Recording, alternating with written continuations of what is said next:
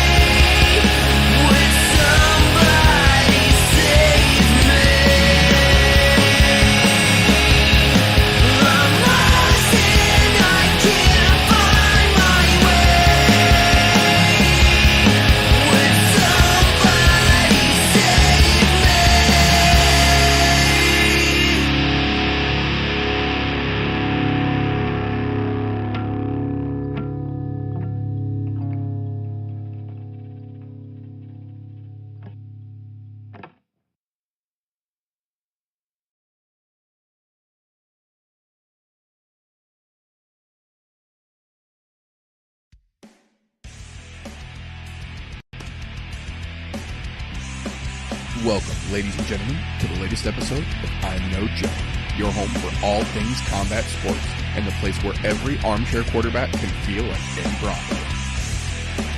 The views and opinions presented on the ImNoBookie channel belong solely to the person expressing them, no one else. If we say it, that means we meant it.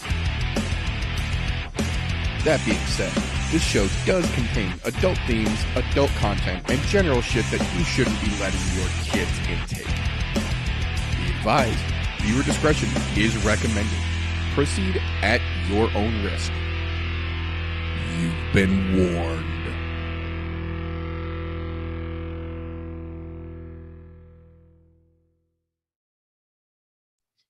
If it's Thursday, my camera mount's probably giving out. Welcome, ladies and gentlemen, boys and girls, children of appropriate ages, to the latest episode of the I'm No Joe podcast, the show where every armchair quarterback can feel like Eddie Bravo. Today, as like most days, I have got the one and only bearded brethren across the octagon from myself this evening, Golf T Vapes himself. How you doing, sir? Doing fantastic. Ready to talk some kicky punchies. Kind of mad that I'm wasn't feeling quite up to doing the What Did I Say show on Sunday, because man, that was wild last week, and it was a thing of beauty. Like, that card was way better than it had any right being, to be quite honest, as far as fights are concerned. Exactly how I described it. I had a friend of mine who doesn't follow MMA at all, but knows that I am very much into it, and that there was something going on Saturday night. And when I talked to them Sunday, they're like, "So how did your fights go?" And literally, the response I had immediately was they were better than they had any right to be. Yeah. And you know, considering we mainly cover UFC here, yeah, we touch on some other ones like BKFC and Bellator and everything. My thought is this weekend, we are definitely getting a really bad leftover. Thank God for there being Bellator with a couple of pretty good fights on there. And I was going to say, I don't remember the last time I non-ironically said, thank God for Bellator. But man, if this weekend they are coming in fucking clutch, because talk about dropping the goddamn ball. Now, to be fair, I have literally been saying it on this show for 4 fucking years now. The show before a pay-per-view and the show after a pay-per-view are almost always garbage in the UFC. You can almost set your watch by it. This is just more proof in the pudding. We had a pretty damn good showing at 273 last weekend, and sure the fuck enough, this card lost its co-main event and subbed it in. Didn't even shift around fights that were already on it, subbed it in. But we'll get into more of that in just a little bit here. Before we get into the craziness that is this weekend's UFC and Bellator cards, there are a little bit of news and fight announcements here that I do want to go over here real quick before we jump into the fun stuff. First and foremost, the most relevant upcoming piece of news we've got here, just a few weeks away, ironically enough, just officially confirmed, May 13th in Omaha will be the runback of Beck Rawling versus Britton Hart in BKFC, one of the larger ladies BKFC fights that really started to put that side of the brawling on the map in terms of ladies starting to get a little recognition. And now both of those ladies have significantly words are hard live. Both of those ladies have significantly progressed from where they were, albeit Beck has taken a little time off recently, but she is getting back into it, as we'll talk about some other folks here in a little bit, unfortunately. So she is said she is fully committed again, so she's coming back in, and Britton Hart is here to show her that things have changed, and I am very fucking excited to see that fight. You know, with all that time that Beck Rawlings took off, she's a hell of a fucking boxer. I'll give her that. But all that time is going to give her some rust. And Britton Hart has not had that fucking time off. She's been in there grinding and taking people's heads off in the meantime. Yeah, she sure the fuck has. She has quite literally become one of the faces of BKFC, not just the ladies side, but literally as a whole, the organization is representing themselves on the shoulders of Britton Hart, as well they should be. So I'm very fucking stoked to see how that one shakes loose. June 4th, over on the UFC side of things, Aaron Blanchfield jumping back in there, taking on JJ Aldrich, who is, surprisingly enough, I had to look it up and confirm it, on a 3-fight win streak right now. Blanchfield is coming in with a decent head of steam of her own, but I somehow did not even realize that JJ Aldrich has managed to string 3 in a row together, albeit not the most exciting fights in the world. She's still on a 3-fight streak right now, so that's something to tip your hat at least. And we know Blanchfield is capable of fucking craziness because we've seen a little bit of what she's got to offer already. So I'm very curious to see how this one's going to shake loose, and obviously going to have some impact moving forward up in the division.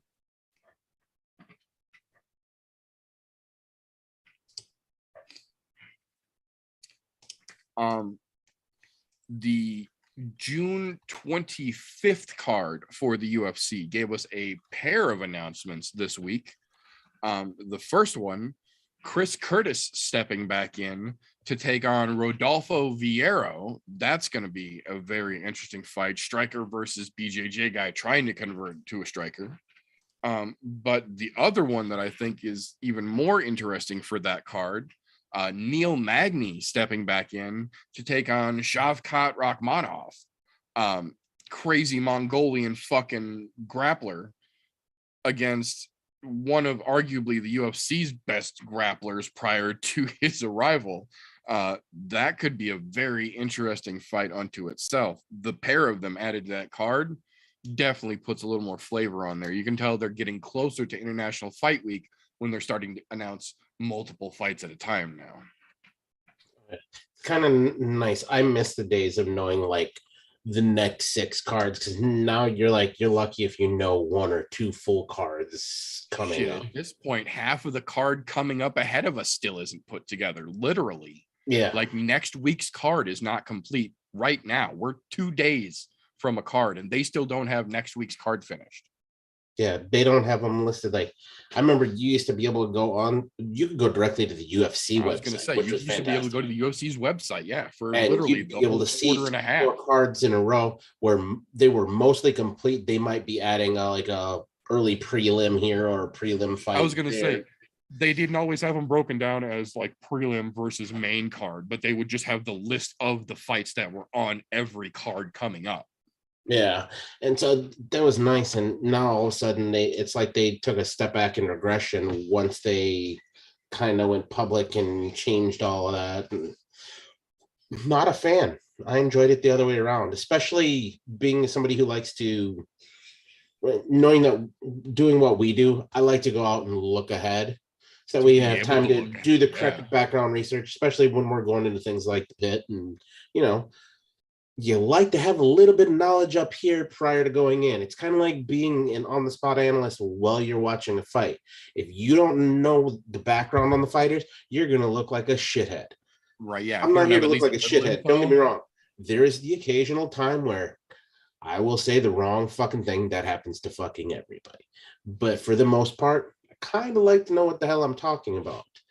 I mean, the proof's in the pudding. I mean, if you look at, hell, let's just go to way that all of our cards have looked as far as the pick'ems on Tapology lately.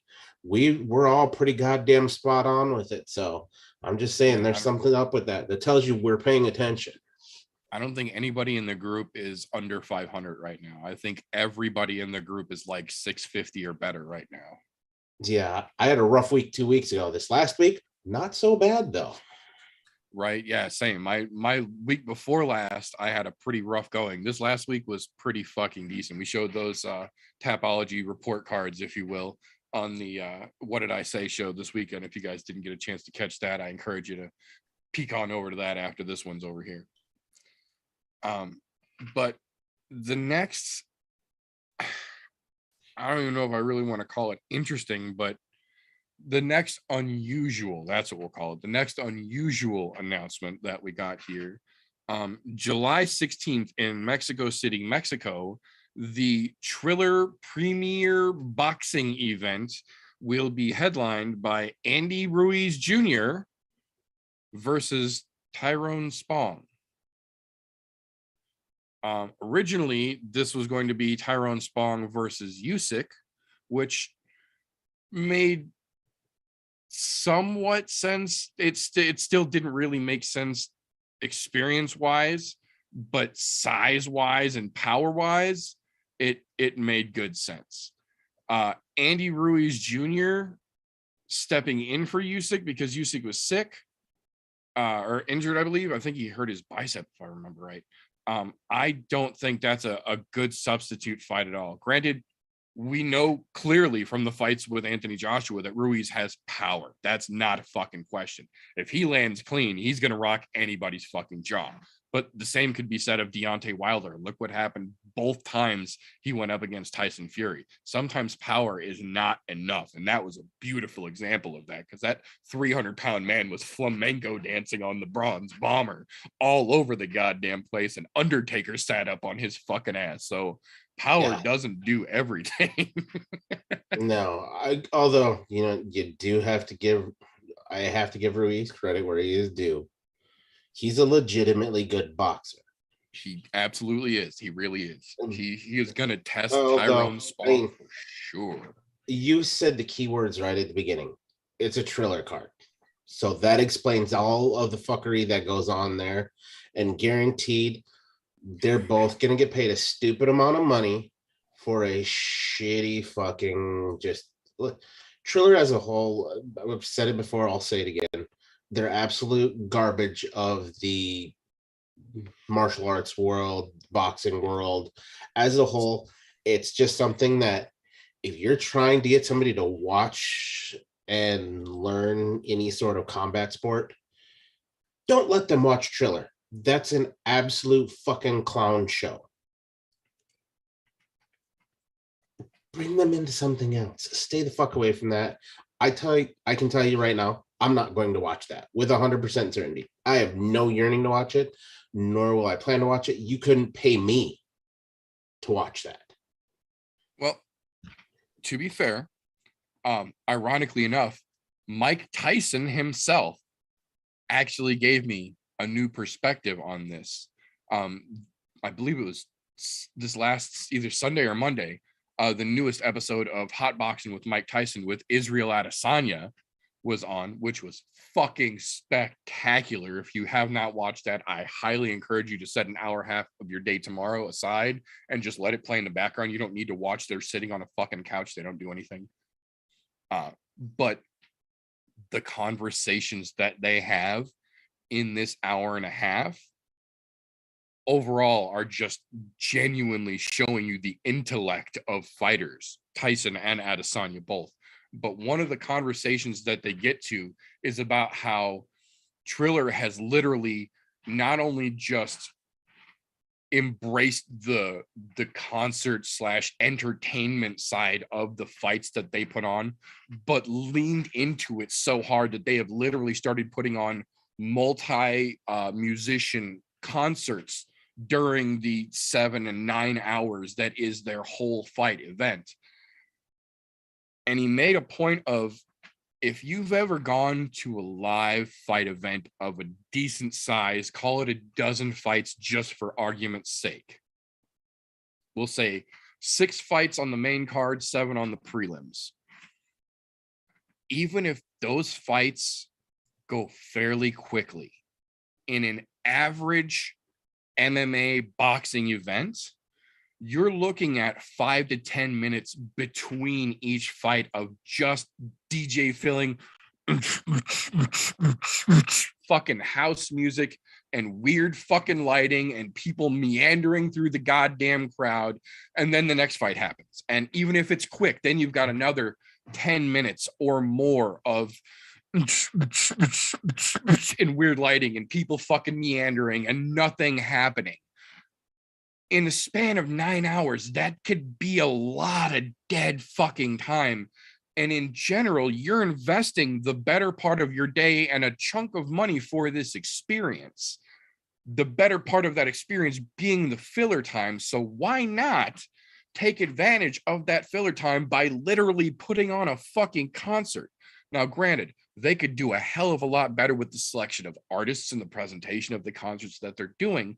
But they're charging the same amount for Triller event tickets that you would pay for a general admission local MMA show. The last Triller event, I think they said general floor tickets were like $35 and you could get them at the door walking in for a 9-hour event with Metallica as the fucking concert.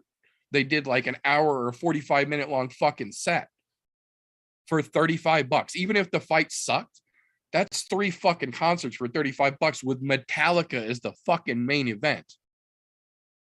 That's not a bad deal for a live venue ticket value.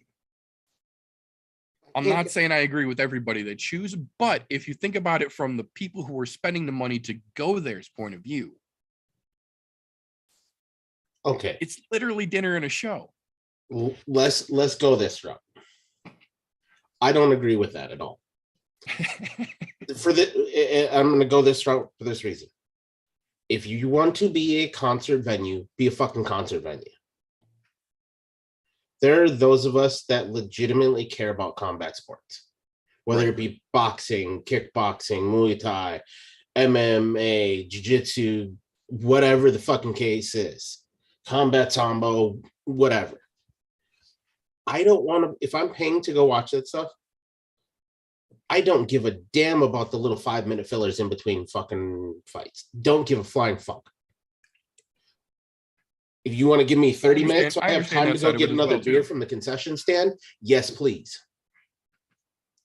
Right. But I am not there to see a fucking concert. If I'm going to a concert, I'm in a completely different mindset. Right. I'm still going to be drinking, but I'm in a different kind of world than me going to watch a whole different focus in that case. Yeah. No. Look, I'm perfectly all right with the idea of somebody who, all right, let's go this route because this was on my show last night. We were talking to a certain somebody about trying to get their wife to go to a BKFC event coming up in Great Falls. You know, her birthday's there. She's not the biggest thing in the kicky punchies. Okay, Triller might be the set for her then. Because you know what? You'll still get your little piece of the pie. She'll get her concerts. She'll get all her entertainment. Yeah, exactly. However, that is not most people. Most people who want to see a fight are going to watch the fights. They don't give a flying fuck about what DJ music is playing or any of that. Absolutely. That is at the farthest back portion of people's mind. Do you think people that show up to watch Tai Tuivasa knock somebody out and do a shoey give a flying fuck if there's a concert at the same time? No. I'm just saying, yes, their idea is solid in a way, but it's not for combat sports. Get that shit the fuck out of here. Shorten your fucking pay. You want to do all of the fucking musical shit? Do it all before the fight start and then run those fights. Bam, bam, bam, bam, bam. Look, if you want to do an hour intermission between the prelims and the main card or a half hour, fine. The UFC does that. Bellator does that. From the second they go from prelims to their fucking pay-per-view cards, there's always usually about a half hour, 45 minutes before you get that next fight. And what do they fill that with? Analyst commentary and things like that. Things that are pertinent to the fight. If they threw in a concert in there, okay, I'd be okay with that. But still, I wouldn't be paying attention to that. I'd be like, okay, you know, I got another 30 minutes. I'm going to go chug a beer and do a shot. But yeah, it's just not the place. Concerts are not the place for MMA. I don't expect to go to a backyard brawl and then see fucking a goddamn backyard concert at the same time. No. Do you think they do that shit down in South Florida where fucking Jorge Masvidal came from? No. You go in, you fight, and they fucking leave. That's it. Right.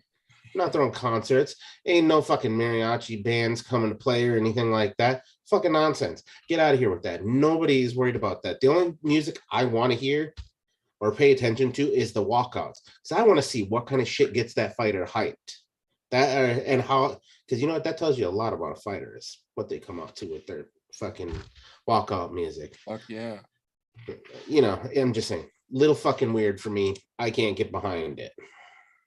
I get it. I can understand that side of it as well. I'm just saying the fact that Tyson was able to see that and point it out. I was like, okay, I get that, especially considering the fact that somebody like Mike Tyson obviously is going to get invited to every single fucking fight event that takes place everywhere across the fucking world till he dies. So some of those eventually are going to end up being an obligatory fucking attendance, make your presence seen kind of thing. So if you're going to have to pick and choose, and you're going to end up being at a bunch of fights regardless whether you want to see them or not, I can understand from that point of view wanting a little bit more entertainment during the downtime than the average person who's literally just there to watch the next fight regardless of fucking how the last one went. Exactly. And I get it from from Tyson's point of view, and even Triller's. I get it, but I don't agree with it. That's why I won't watch their events, because they're a fucking circus. Right. If I want to watch a three-ring circus, they don't get my money though. Yeah. If I want to watch a three-ring circus, I'll go to the fucking circus. At least there my kid might get to ride an elephant. Right. Yeah, no, I agree. I thought,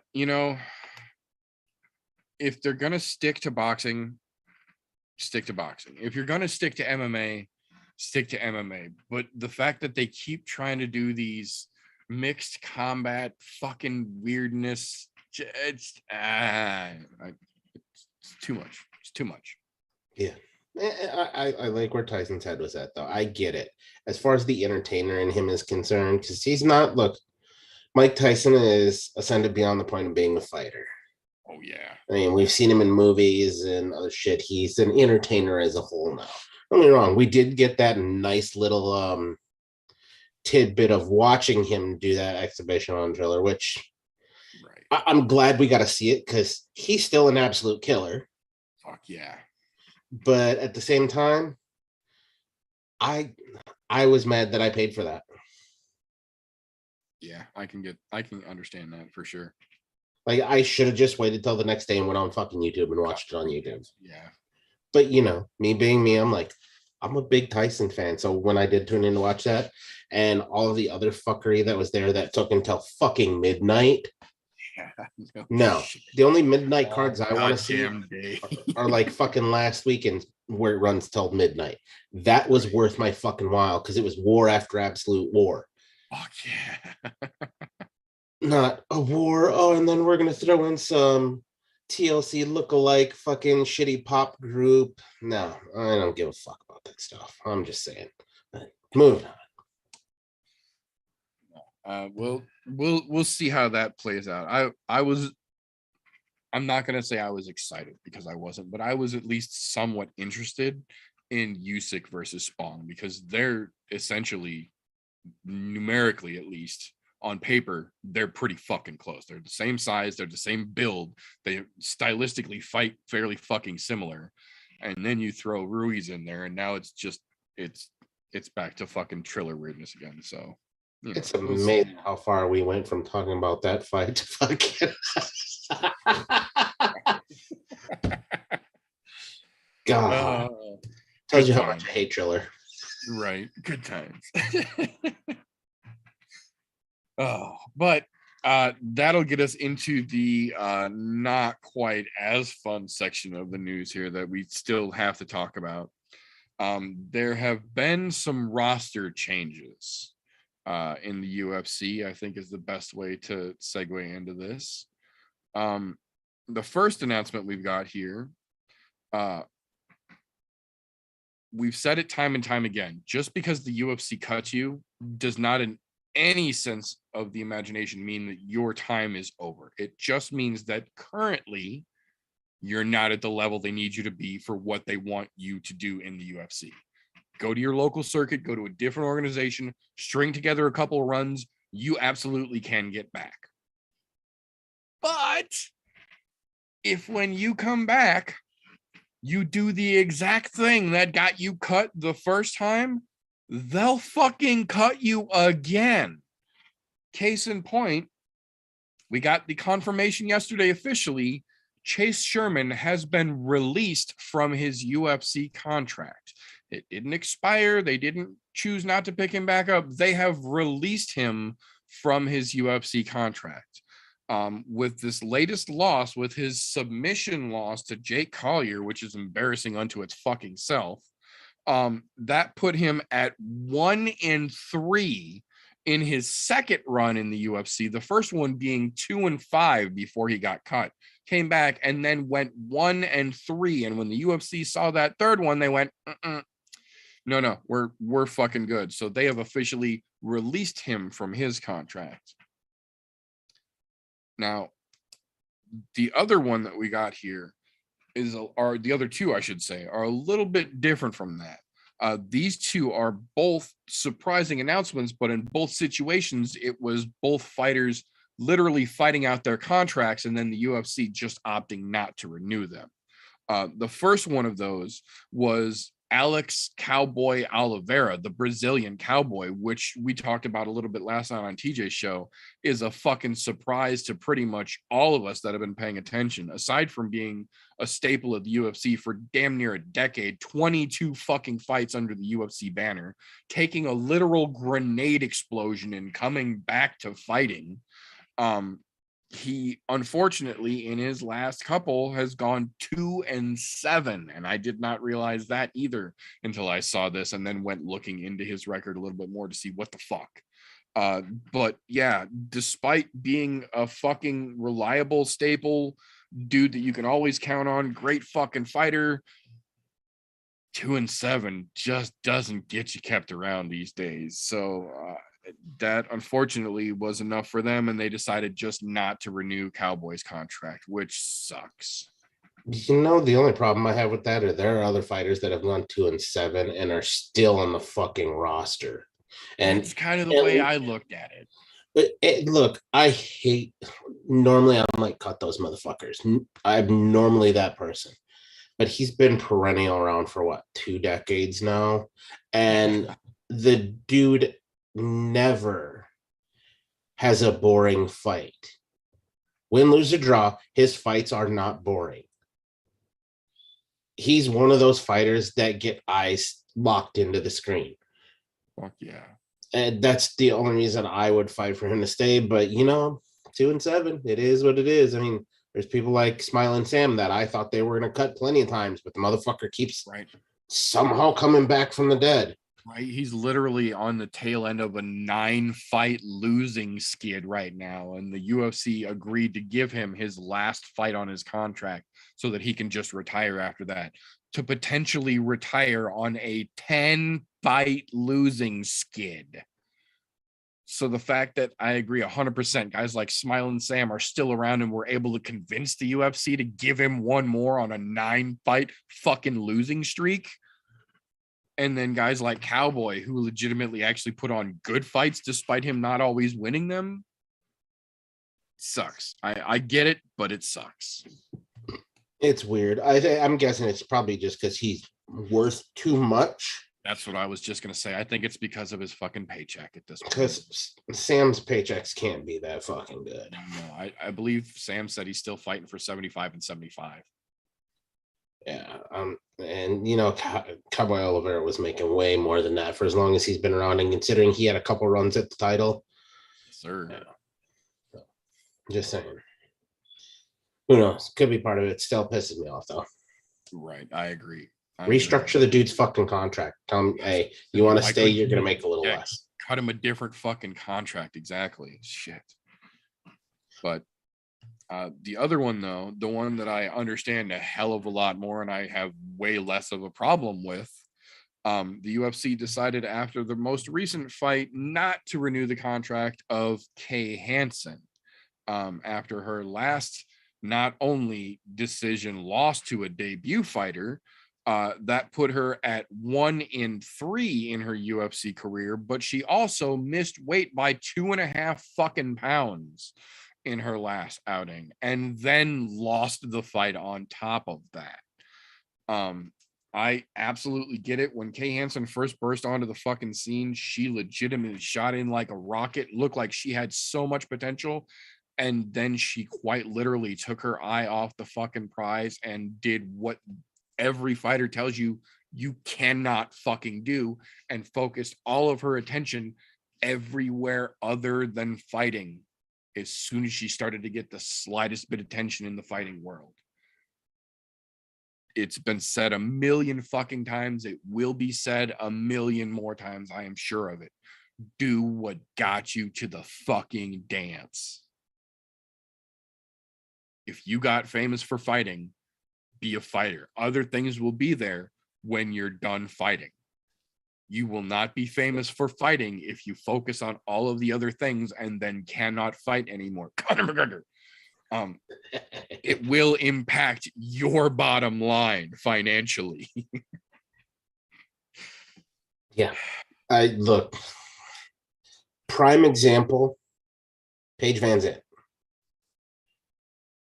She got known for being a pretty decent grappler and a decent mixed martial arts. I'll say decent.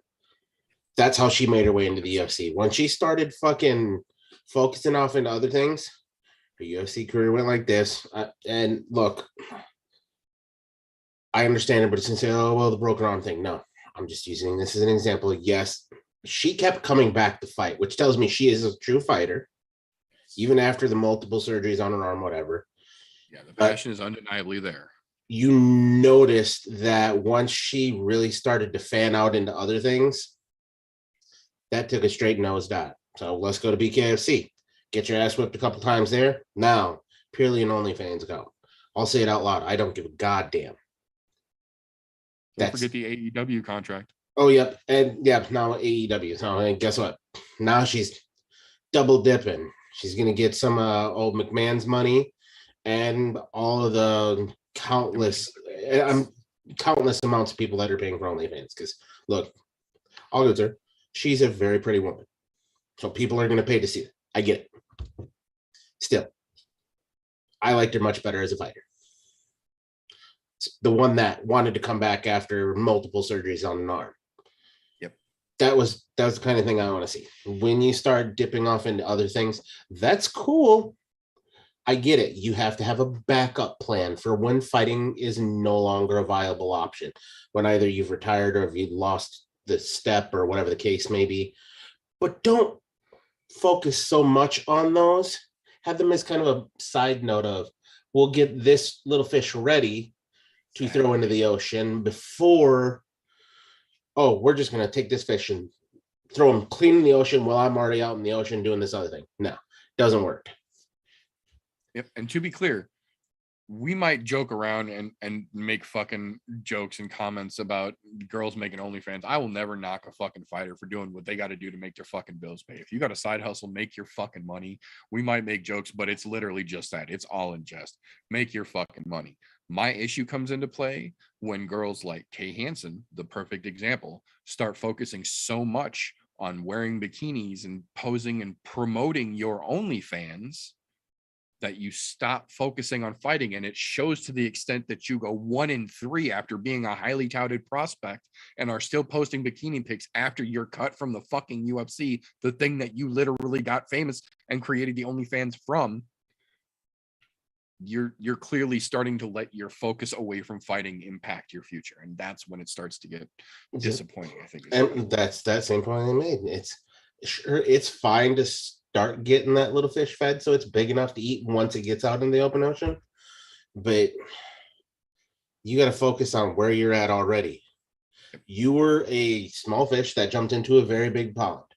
You got a lot bigger really quick.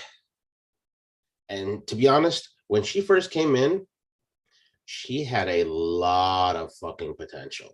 Dude, that fucking armbar with the blood running down her face and the fucking scream afterwards, everybody was like, God damn, this chick's gonna be somebody. Yeah, I was fucking jumping on that hype train right at that time. I was like, that's the kind of fucking fighter I want to see. My hand is right up there with you, dude. I'm not even fucking ashamed to admit it. When I saw what she fucking did her first time out, I was like, this is something to keep your fucking eye on, because if she can keep doing this, God damn, that's going to be a problem for the division. Hell yeah, because that was somebody who wanted it. And then obviously the mind led astray to think, oh, I should spread your wings after you're a fucking superstar and you're completely locked into what you do as a profession. Now, to be honest, I would not expect any less than to see a Bellator contract, or not even a Bellator contract. BKFC will probably get a hold of her. Granted, she's not the greatest fucking stand-up artist though, but BKFC will get a hold of her. Or PFL maybe. Yeah, PFL even. Really need ladies over there as well. Yeah. And who knows? Maybe this is the wake-up call she needs to get her focus back on track. And I hope that's the case. But like we mentioned earlier with fucking Chase, there is absolute proof in the pudding that just because you get cut does not by any chance mean the end of it. If you go to another organization and get your fucking shit together, put your nose back to the fucking grindstone and get back to what got you to the fucking dance, you can absolutely get picked back up and have a damn good career, provided you make something of it. Look at Jan Blachowicz. Look at Glover fucking Teixeira. Look at plenty of other fucking great examples in the UFC. There's lots of guys who are on their second run. Or have had a long rough patch in there, and then all of a sudden they fucking came out from the grave. Look, this might be the turning point in her career, and I mean, I hope it is, because we saw that prospect of greatness in her. We saw it. Anybody who watched that fight, or she just fucking just covered, and just the primal scream that fucking came out at the end of that fucking fight, you knew she had it in her. I'm just hoping this gets her focus back on track of saying, man, I really screwed the pooch here. Where do my priorities lie? Look, if your priorities don't lie with this, that's fine. I get it. If your priorities lie with doing OnlyFans to pay the bills, you do you. I'm not mad at you. Pay your fucking bills. Do what you got to do to have a comfortable living.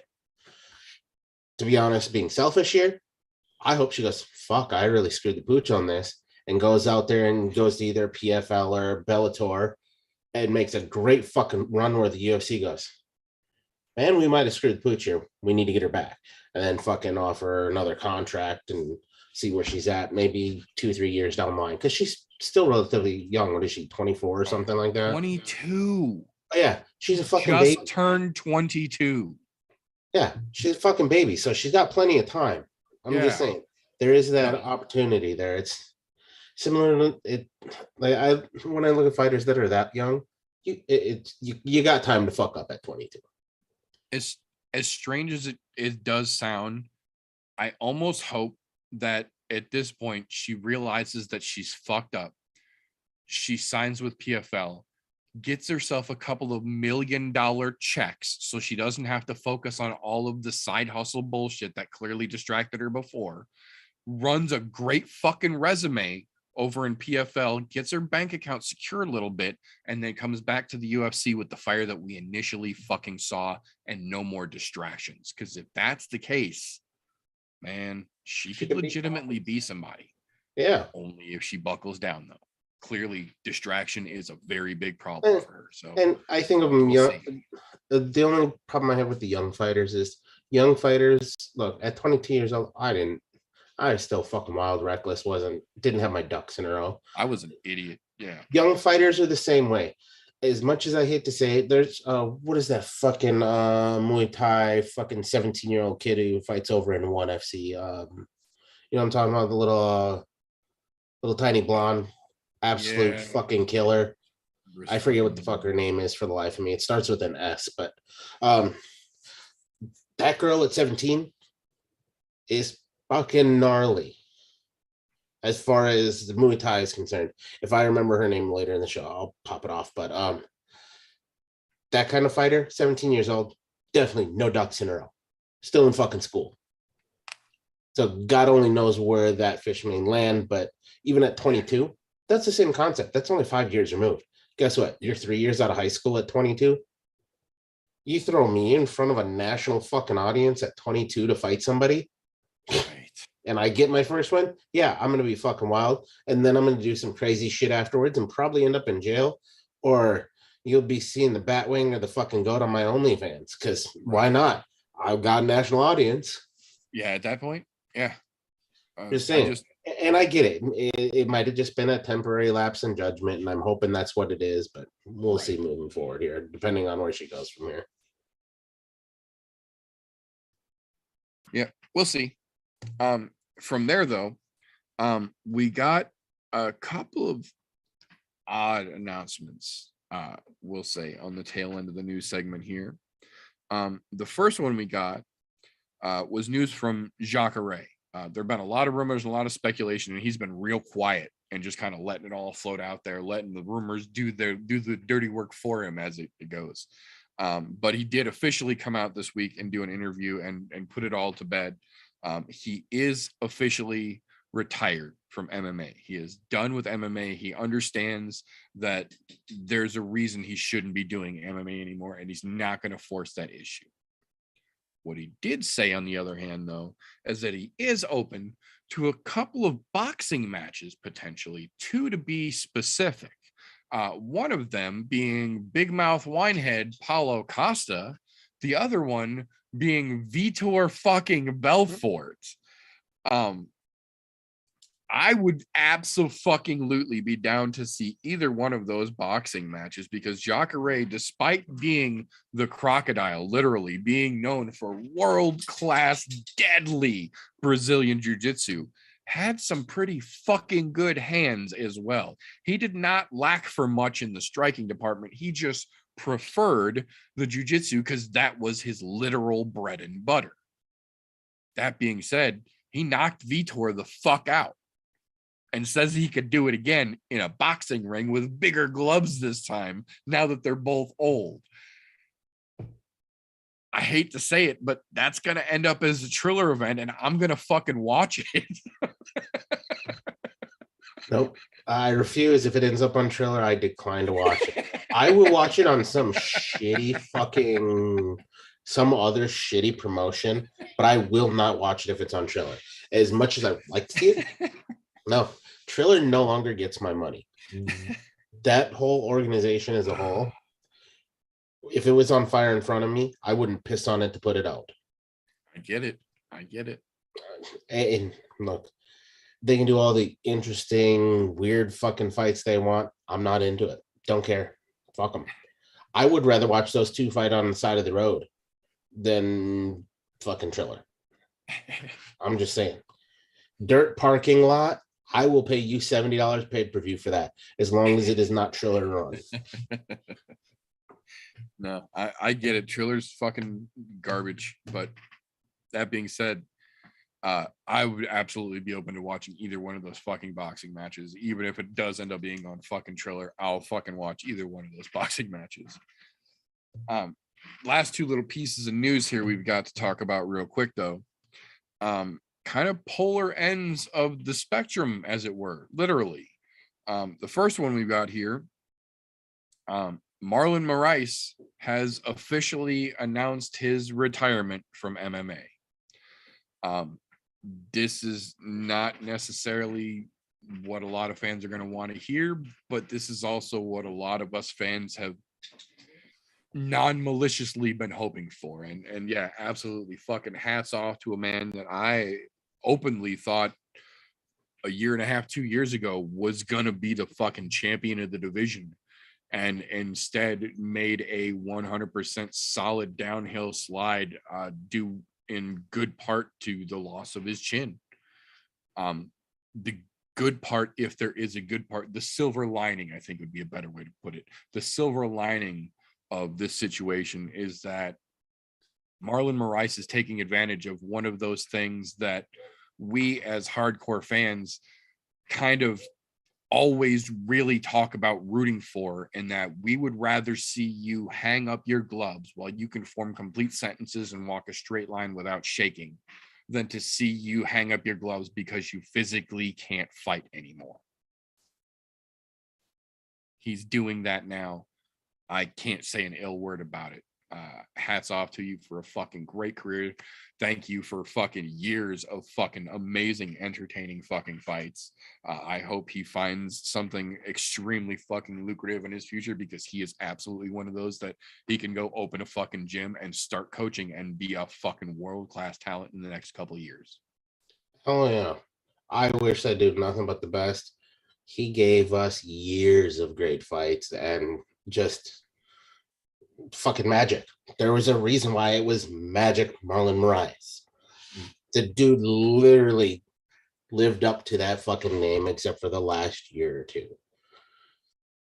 But knowing that he obviously lost a step there and having the wherewithal to lay the gloves down, my hat is completely off to him. And I really hope that we see him as a coach somewhere, because there's a lot of shit he can teach a lot of young fighters to make it to the UFC, where we're going to get to see some great talent because of a great talent teaching them. And if I was 16, 17 years old wanting to fight and he opened up gym, that's where I'm going. And as ironic as it is, if he chooses not to open a gym for whatever reason, he would also be a great employee for the UFC to pick up and employ at the PI. Yeah, he would be great at the PI. Shit, I bet you they could even talk him into, oh well, we're going to open up a new PI in wherever. I was going to say, want you to lead it. Talking about finding land. Dana literally last weekend at the press conference was talking about how they're actively looking for land in Mexico. They have found land in Brazil. They're waiting for permits to go through, and they're looking for land after Mexico over somewhere in Europe. But they're waiting for permits to go through to start building the PI in Brazil. Who better to put on your fucking staff down there than a local Brazilian who was a fucking title challenger? Yeah, the dude he's almost to the level of Jose Aldo in Brazil. Yeah, he's near. That kind of fucking guy. So there would be tons of people that would want to go and train with him and learn from him, pick his brain. Fuck yeah. Hell yeah. And not to mention UFC PI, plus you get to say, hey, we're going to have this gigantic fighter fucking out there. It's kind of like where Claudia Gadelha is at right now. She's doing that same thing at a PI. Yep.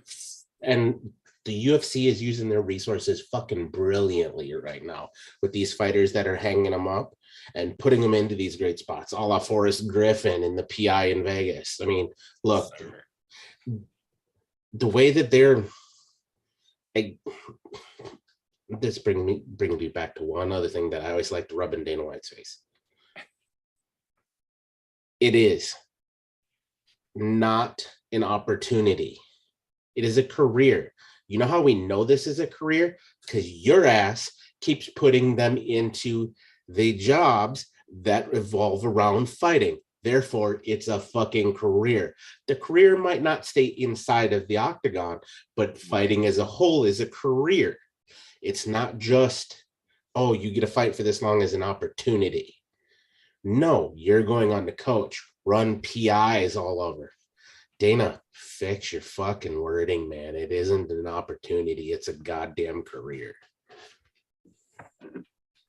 But yeah, UFC doing a great job keeping those guys employed and keeping them in their careers. Right. Well, but going from that end of the spectrum to quite literally the polar opposite side of things, we got confirmation this week, despite it being a rumor for quite a while now, it is indeed official. The king of cringe himself, Henry Cejudo, has officially re-entered the USADA testing pool. Now, to be fair, he has to have at least 6 months of clean tests confirmed before he is eligible for a fight, but he has officially re-entered the USADA testing pool. So there is that. Hello? I'd like to report a crime. Henry Cejudo is back in the USADA testing pool. This is an absolute fucking travesty, and we need him arrested and removed from the pool. Get that absolute piece of garbage out. Thank you. Oh, man. I think as weird and absolutely cringy as it is for him to do all this shit talking and then now absolutely jump back into the pool, the most interesting thing about it for me is that when he left, he was the 25 and 35 pound champion. And now in talking about coming back is focused almost completely on 145. He has talked a little bit about 35 just to really fire Aljo up, but he has primarily done most of his talking about Alexander Volkanovski and the featherweight belt. Now, I don't think there is a universe that exists where he comes back in the USADA pool from 25 and 35 and 3.5 years layoff and immediately gets a title shot at 45, where he has literally never had a fight. But being a former 2-division champion, I do think if he decides he wants to come back at 45, they will give him a top 15, top 10 contender in his first fight back. And if he wins in dramatic fashion there, we'll jump him up the list quicker than they would most. But I don't think there's a way in which there's a possibility Cejudo could get back in the pool with 0 fights in 3+ years and no fights in the division and immediately get a shot at Volkanovski. That being said, because stranger things have happened, should he get that immediate title shot, I have 0 doubt in my mind that Volkanovski will beat the cringe off of that stupid little motherfucker. But I don't think that's going to happen. I don't think we're going to see that, at least not immediately. Dude, you know the worst part is, I hate to say it, I think that's exactly what will happen. He'll get his wish. Because Dana White knows former 2-division champ coming out of retirement. Let's let him fight for the belt. Allah. Fucking Bisping getting choked out by St. Pierre. Same concept. I think former guy leaving as a champ comes back to immediate title shot. I'm saying former 2-division champ coming back immediate title shot. It is a very strong possibility. That's all I'm saying. I don't agree with it at all. In fact, the worst part is there was a lot of foreshadowing in the last couple of weeks. How many times he showed up in the fucking embedded series and things like that was kind of telling that, yeah, he's back in the fight game 100%. And I hate that. I was so glad to see him go. Namely, because it's not that he's a bad fighter, because he's not. But no, he can fight. He absolutely can he's fight. a fucking absolute stain on society and a terrible human being. I think if they were going to do it and give him an immediate shot like that, though, it would be 35. Because that was his division, and he's been talking all kinds of shit with Aljo, and he's got a history with TJ, who he would be jumping over, which would just create even more storyline. And then once he beat Aljo, with I absolutely believe he would, then he would go after Volkanovski to get the triple champ bullshit. See, and the way he's coming back, and the way that he's put it out, coming back in the USADA pool, he's only looking at 45. Yeah. He fucked around with the 35 and those guys, but he said he wants to come back to be triple C or quadruple C or whatever the fuck he's gonna call himself now. Yeah. He wants 3 belts from 3 different divisions. And then, oh, by the way, I'm an Olympic gold medalist too. Which, look, that in itself is a fucking righteous endeavor to do. But I mean, I have a feeling they're gonna just catapult him right to the top. He might get one warm-up fight before it, and then 6 months later he'll be fighting for a title. I guarantee he's gonna be in the pool. I think they're gonna give him like somebody around 10. He's got to be in the pool for what, 3 months, right? 9-ish. What's that? He's got to be in the pool for like 3 months, right? He's got to be in there for 6 before he can take a fight. 6. So being as he just went in now, we could see him fight as soon as the end of the fucking year. Yeah, he could. He could be on a November pay-per-view, literally. Yeah, October, November timeframe. You know. Yeah. I'm just saying it's a possibility. So we could see that happen by the end of the year. Like, if I'm a betting man, I'm gonna go the long shot here and say he gets the immediate title shot. Why? Because my payout odds are going to be better on that. However, coming from the realistic side of the house, they're going to make him do one warm-up fight and then a title shot. And I say That's one more fight, it'd probably be like a top 10 guy. It'd probably be right at around between 9 and 11.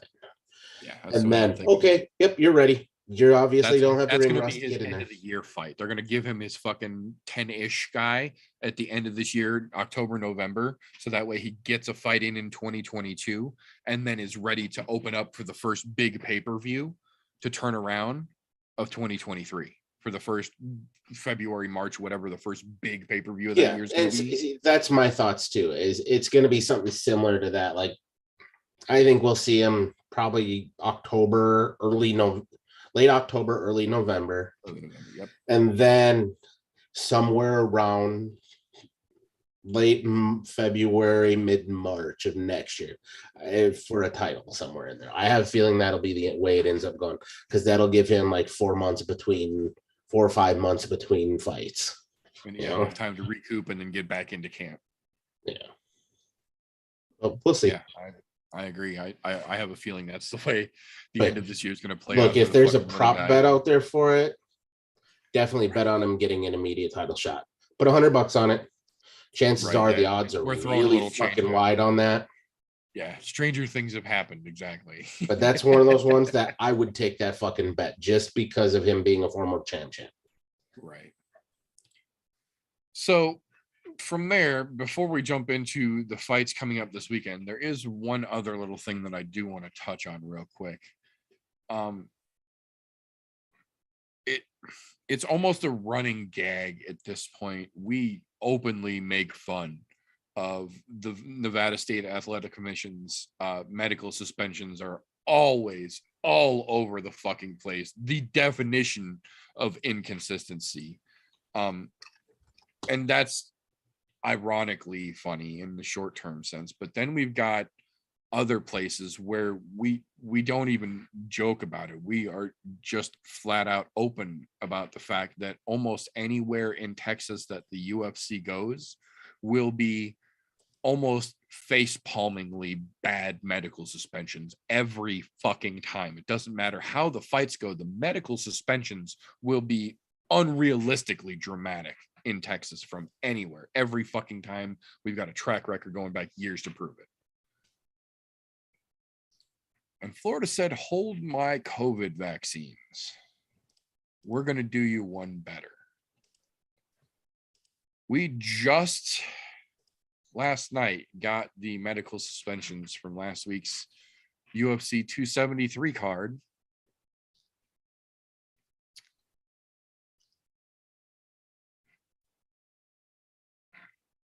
Tell me if something sounds a little off to you here.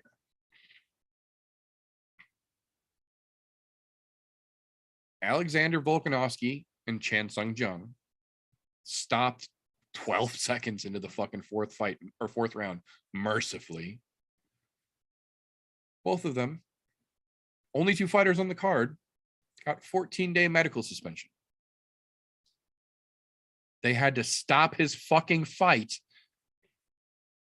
and they could have stopped it at the end of the third round, and they gave both of them a 14-day medical suspension. But it gets better.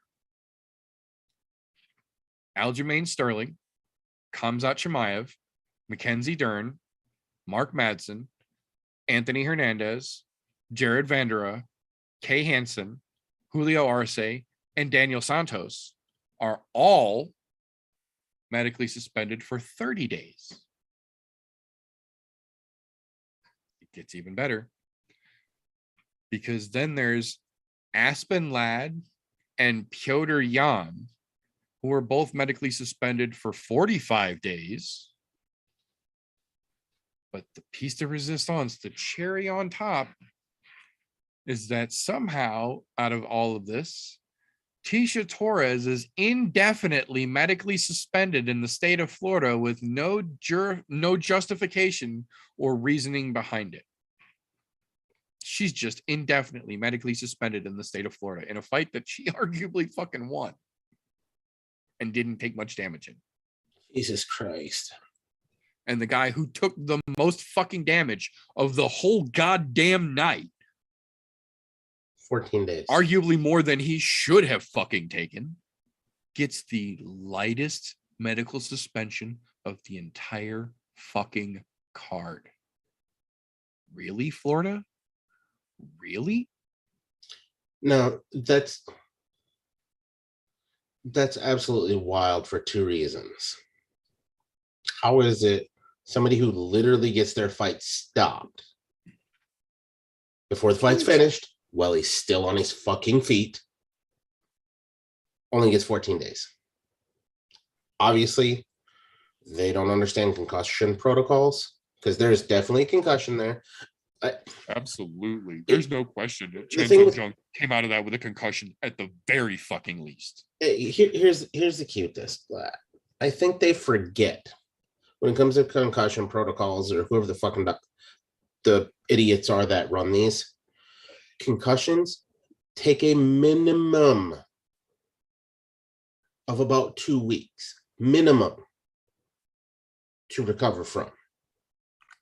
And there's a multi-step program that goes through to get them from, basically it's crawl, walk, run when it comes to concussions. Right. You start with minimal activity for a couple days, then you do like a light walk, and then slowly add on things depending on how you're feeling. Concussions can take fucking, look at high level athletes, it's going to be a little bit different, but even with high level athletes, you're still looking at minimum 2 weeks. Sometimes they can last fucking months with those types of things. That dude, plenty of fighters who talk about having a month-long fucking hideout in their room and sunglasses on that they can't even have LED lights on the VCR because it's too much fucking light because of a concussion. So I'm just saying, ridiculous. I'm saying minimum for him should have been 30 days. Minimum. Like, to be honest, I would have been happy with 3 months for him. Absolutely. He's gonna need it. After that, I'd have been fine with a 6-month suspension. Realistically, if they would have said he can't have any contact for 6 months, I would have been like, yeah, no, that makes and fucking Burns and Chimaev could have been the same. Out of him. Yeah, Burns and Chimaev could have been the same. Yep, would have been perfectly all right with that, because both of those boys beat the shit out of each other. Just Torres, what damage did she really take? She wasn't hit that hard. Bro. She dominated a good portion of that fucking fight. Yeah, and most she of that arguably won that fight. Yeah, and most of the fight took place on the ground to begin with minimal striking because it was a submission battle. Yeah, I'm just saying, weird fucking strange things. I didn't see anything that she got into that said she needs to be indefinitely suspended, unless she said something backstage after it was all said and done that we don't know about, like, hey, I felt a tear or pop or something like that. Yeah. You know, and indefinite, that just means go see a fucking doctor. They'll clear you. But I mean, at the same time, and I think this is where people get a lot of things misconstrued. When it comes to medical suspensions, it means contact for them. So no sparring, anything like that, no grappling, no type of contact between you and another human. None of this, none of the entanglement shit. No. What's great is you have fighters like Hamzat, who is 3 days removed from that fight and already back fucking training. Training again, yeah. Like, if you guys watching his fucking Instagram, he was in there doing fucking kettlebell fucking presses and everything already 3 days after the fucking fight was over. On the 12th. Yeah, you'd have thought they canceled this goddamn fight the way that he's back to fucking training already. Yeah. I'm going, that dude is going to be a fucking champion. Mark my fucking words. With that kind of mentality to be back training 3 days after a fight, that's champion material right there. 3 days after his toughest fight of his fucking career at that. Yeah. I think I bet you he's back to training because he was pissed off because he took so many shots. That's exactly what I was thinking, is that he went home and was pissed off that he got hit so fucking much and that he wasn't able to do to Gilbert what he did to fucking Lee, and that he's got to get fucking stronger so that the next guy he gets in there with, he can do what he did last time and not what happened with Gilbert again. I think Gilbert lit an extra fire underneath Khamzat's ass. I really do. You know what pisses me off is I think the kid deserves a title shot, but they're not going to give it to him. They're going to make him probably fight Colby, which is fucking stupid, because if you look at it, Colby has fought, let's see, he fought Masvidal coming off the back-to-back losses from the Chan. He fought a fucking beat-up-ass fucking Tyron Woodley. And whatever other fucking scumbag and he's not fighting anybody of notoriety to get a fucking another title shot, in my opinion. Right. But they're making him a gatekeeper to the fucking thing. No, to be honest, Kamzat should have jumped the fucking fence on that one. I agree, but I kind of feel like they're using this fight to set up kind of what they just did with Tisha Torres and Mackenzie Dern, where Dana openly said, if Tisha beats Mackenzie, she gets the next title shot. But even if Mackenzie beats Tisha in a dominant fashion, she still has to win 2 or 3 more fights before she'll get the title shot. And I feel like this is kind of the same situation that they're setting up here, where if Kamzat comes in, learns from that Gilbert fight, and beats the dog shit out of fucking Colby the way that Kamaru did the first time they fought, he's fighting Kamaru next for the belt because we know he's getting past Leon. But at this point, let Leon get his ass whooping while the Colby, even if he wins, still doesn't get another title shot situation, plays out for Kamzat in the background. So that way, Leon gets his shot. He can quit fucking crying. He's going to get his ass kicked. We all know it. At the same time, Colby, who has to win against Kamzat or he never gets another fucking title shot, still won't get it off that victory. But Kamzat, on the other hand, can beat the shit out of Colby and then get right into the title shot. It's not meritocracy, but I understand it. I just think it's stupid. Like, if you're looking purely at what Colby's done lately, there's no reason he should still be ranked number 1. I completely agree. To be honest, he should be looking at number 3. I mean, let's see. I would say probably 5, really. He's lost twice to Usman. He beat up ass fucking Woodley. A decision Lawler. And now this is going all the way back to 2019. And then his most recent win was fucking Masvidal coming off of a loss to fucking Usman. So they were fighting for daddy's attention. Basically. I'm just saying, fucking bullshit. The dude doesn't belong up there. I mean, he's only since 2019. That's 3 fucking years ago at this point. And I can say that comfortably because we're 4 months into this motherfucker. Yep. Going all the way back to 2019, he's fought 5 times. 5. Twice against champ. Lost both of them. You. Bottom of the fucking pile. You need to win at least 6 more, in my opinion, to get back to the fucking title, to get a 3rd shot at it. Or the title needs to change hands to somebody you haven't fought yet. A la, put Kamzat in there and see if he can do the job. Right. Which, to be fair, if Kamzat beats the shit out of Colby and then Kamzat beats the shit out of Kamaru, that sets up the potential Colby versus Kamzat rematch for the belt if Colby can win after Kamzat beats the shit out of him, like I think he will. But yeah, I'm just thinking I think it's a bad look. But then again, who doesn't want to watch Kamzat smash Colby? That's I will absolutely watch Kamzat fight Colby. Although he's been pretty goddamn radio.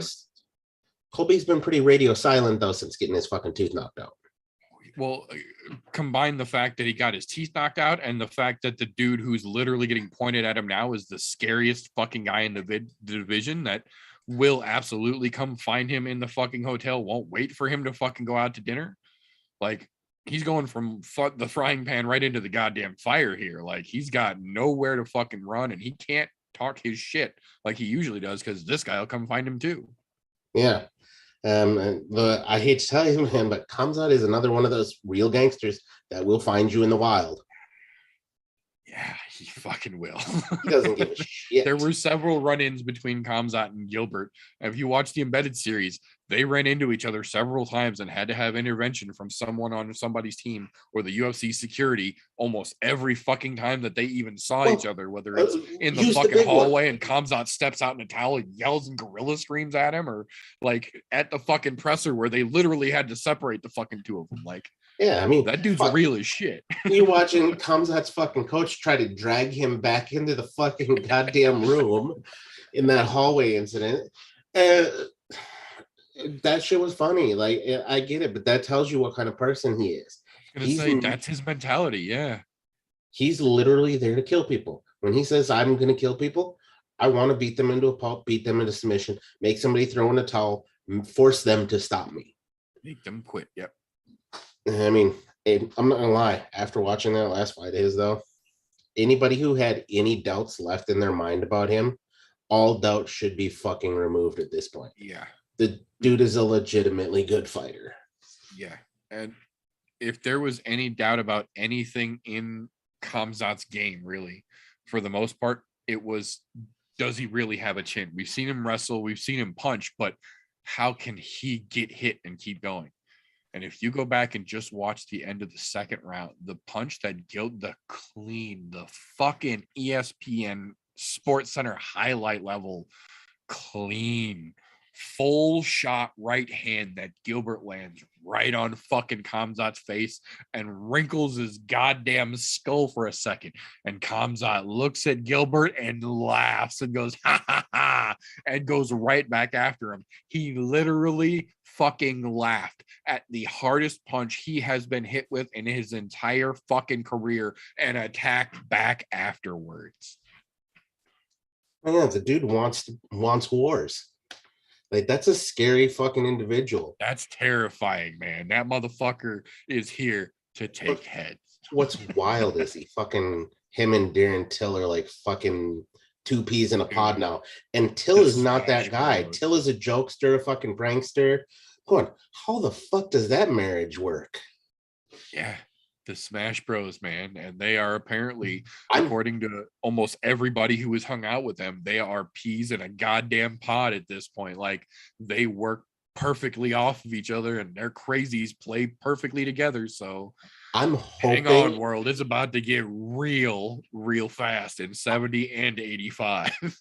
I can't wait to see Till back in there because I'm hoping he's picked up some things from Khamzat. The work ethic. I don't see how he couldn't have. And I'm sure he's picked up a ton of wrestling from him, but what I'm hoping for that he got the most was the work ethic, because that was something that I felt Till was lacking that kind of screwed him in some of his last fights.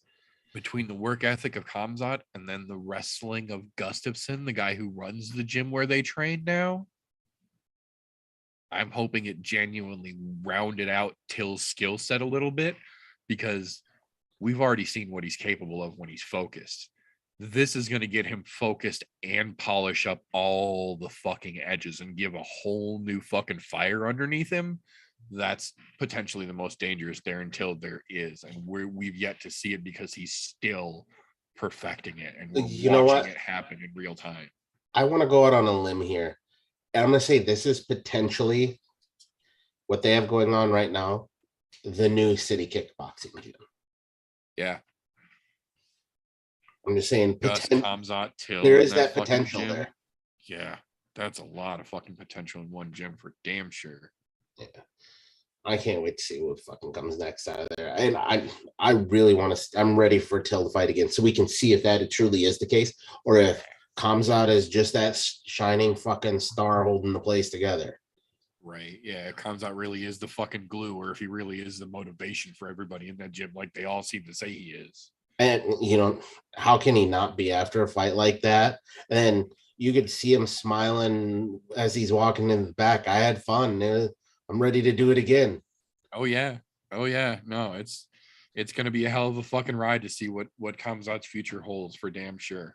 Dude, the sky's the fucking limit for that kid. And the way he talks, he's got that it factor, that Conor McGregor it factor, where he could be that fucking next blown up star in the fucking UFC. He wins the title. He's gonna be a fucking megastar if he takes that fucking belt. He's gonna make Conor McGregor's I'm the highest paid athlete go to fucking shame pretty goddamn quick at this rate. He's about to take the fuck over everything. Yeah, for damn sure. Might end up buying the fucking proper 12. Right. Oh, Jesus tits. But from there though, excuse me, that'll bring us into this weekend's upcoming fights here. Two major cards going down this weekend. The first of which being Bellator 277, kicking off tomorrow, Friday night at 7 p.m. Eastern time. McKee versus Pitbull 2. Now, don't get me wrong.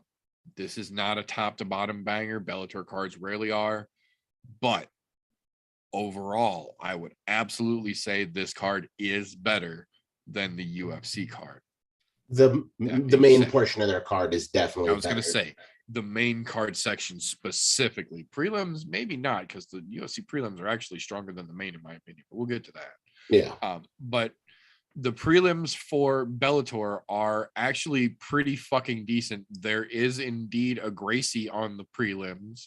Not the most popular Gracie, not the winningest Gracie by any stretch of the imagination, but Halen is back, so we will see what he is capable of this time here. But I'll say it out loud. I picked against him. I did too. I'm a Gracie Jiu-Jitsu guy myself. So I was gonna say, damn well, if you've seen even a couple episodes of this show, we are pretty much all fucking Gracie Jiu-Jitsu homers for sure. But we're also fucking realists too. So yeah, I mean the dude's fucking, what is he? He's pushing 40 now. Yeah. Yeah. His last couple fights have been fucking absolutely miserable. Yeah, I mean, yeah, but I wish him the best, but I don't have a lot of faith in him. Yeah, stick to the combat jiu-jitsu world. Yeah, no. That being said, the main card itself is pretty fucking decent. The Rafael Carvalho fight is going to be pretty fucking interesting. The Tyrell Fortune versus Raheem Cleveland fight, I think, is going to be walrus fucking slap fight. So if you need something to giggle at, that's going to be your fight. The other hand, though, the follow-up from that walrus slap fight is going to be a legitimate big boy fight. Timothy Johnson coming fresh off of his Fedor fight against my fucking man, LDV himself, Big Swarm, Linton Vassell coming in to take that fucking mustache and beat the fucking ring clean with it. I will say, credit where credit's due. Tim Johnson has a puncher's chance, but I feel like that's all he fucking has in that fight. I think my man LDV down there at fucking Sanford is just too fucking polished at this point. That was my upset pick too. I picked the one upset pick I picked on that card was Tim Johnson, only because I know what he's capable of. But the fucking mustache, man, because he has one of the greatest mustaches in all of MMA. Like, he can rival that of Dan Severn's back in the day. Yeah. I would agree with that. I will agree with that. Just saying. And I was mustache game is probably Tim Johnson's strongest asset at this point. Every card I look at, I tend to go, I need to pick one just lopsided upset just to put it out there. I know it's probably not going to happen. But I was like, well, fuck it. This is going to be my fucking pick for lopsided upset, because Linton Vassell, probably going to fucking murder him, but I'm going to go and play that oddball fucking left field thing and see what happens, Because, I like those high money oddball chance on it. I could see, taking that fucking Hail Mary swing on it. I get it. On the other hand, because the other ones, I was like, they're not Jackson really in the corner. Yeah. That's a bold strategy. I'll give you that. That's why I find it hard to root against Henry Hoof these days, is what I'll say. You got to take those long shots once in a while, otherwise you don't make fucking money. Yeah, no, hey, I respect the hustle. I respect the hustle for sure. Now the next fight here is, we use the term people's main event a lot here, and in this one, it doesn't really apply. This is literally just a placeholder term here, the third to last fight here. That being said, it's not an irrelevant fight by any stretch of the imagination. Aaron Pico, despite being thrown to the fucking wolves early on, has really started to get his shit together and get it dialed in. And if he gets past Audley Edwards, they're really going to have to start giving him some fucking top contenders here, because they threw him in way too heavy, way too early, and he stumbled like most people do when that happens to them. But he regrouped, he got his shit together, he fucking started to really put the work in to develop better as a fighter, and that's showing the results. And to their credit, Bellator legitimately slowed down when they realized that they had put him in too high of a talent pool, and they let him start building himself back up. And he's getting to that point with experience and training time now that he's becoming a genuinely polished fighter. And it's not going to be much longer before you're going to have to start talking about him in that title conversation again, especially if he comes out this weekend and does serious work against Edwards. Like, I kind of think he's going to be able to. Well, then he's on what now after the initial little fuckery that they gave to him to start. He's on what, like a 4 or 5 fight win streak right now over there? I think he's in a 4 streak coming in here now. Yeah. Yeah. Like anybody who wrote him off previously was fucking wrong. He's a legitimately good fighter. He just needed that time to get his, for lack of a better term, sea legs under him. Right.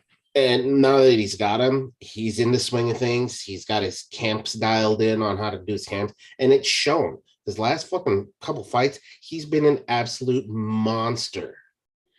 And to be honest, this is a good step up for him over at the Edwards there. And I'm expecting big things out of Aaron Pico this weekend. Unless he trips over his own dick, which I don't expect to happen. You definitely got to start considering him for like title eliminator style fights. Right. Unless they're going to do another Grand Prix at 45 anytime soon, which they don't fucking need to. No. It's going to be time to start talking about title eliminator fights for him. I agree completely. That being said, though, the co-main event is the tournament championship for the Grand Prix that Bellator is wrapping up now with their light heavyweight division with their 205s. Vadim Nemkov with his belt on the line against Corey Anderson coming over to Bellator trying to take over. This could be a very, very interesting match. Aside from the fact that the belt is on the line, just stylistically, this one's going to be very interesting for me to see play out because Nemkov has got decent hands. I won't say great, but he's got decent hands, but he is a jiu-jitsu practitioner. He is a submission artist. He wants to choke you the fuck out or break a limb. He'll stand with you if he needs to, but he wants to tap you out. Anderson, on the other hand, has pretty damn good hands, and his game is wrestling, not submission, though. Wrestling to ground and pound and more collegiate or Greco-Roman wrestling style grappling than actual submission games. But his wrestling game is real fucking strong, legitimate world-class, real fucking strong wrestling. This very well could come down to who can land the cleaner strike in the opportune moment, because if it goes to the ground, we've seen time and time again, great wrestling and great jiu-jitsu can very much equal themselves out if the fight is on the ground long enough. But when there's a very close level and difference of striking here like this, and the fact that there is a belt on the line, well, technically 2 belts because it's the Grand Prix, so they get the fucking show belt and then the real belt as well. That's a lot of fucking pressure. So I think it very much is going to come down to who's going to be able to get those fucking proper significant strikes in when it really matters most. And in that point, I gotta ironically lean more towards Nemkov. I absolutely give Anderson a damn good chance here, but I think the way this fight might play out, if it comes down to being a more precise and more well-timed striker, I have to lean towards Nemkov in that situation here.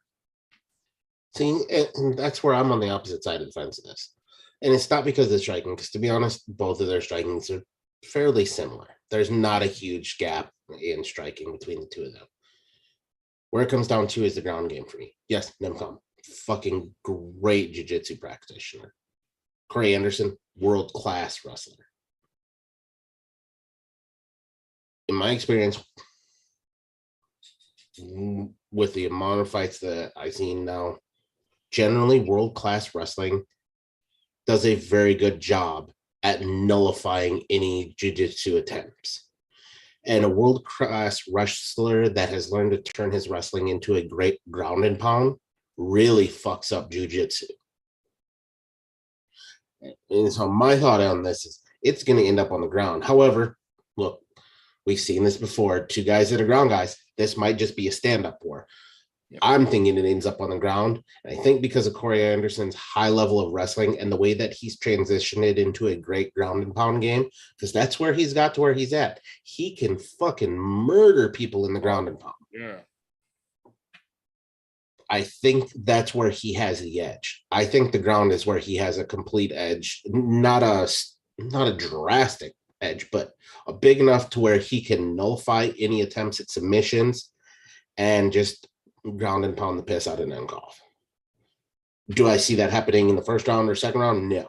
We're talking third or into the deeper waters, fourth round, where he's worn him out enough. Because look, Corey Anderson is surprising for a light heavyweight. He's got a great fucking gas tank, as does Nemkov. But I think there's just that slight edge with that wrestling and the way he uses it to set up ground and pound that's going to completely nullify the fucking jiu-jitsu. And I love jiu-jitsu. I trained jiu-jitsu for a while.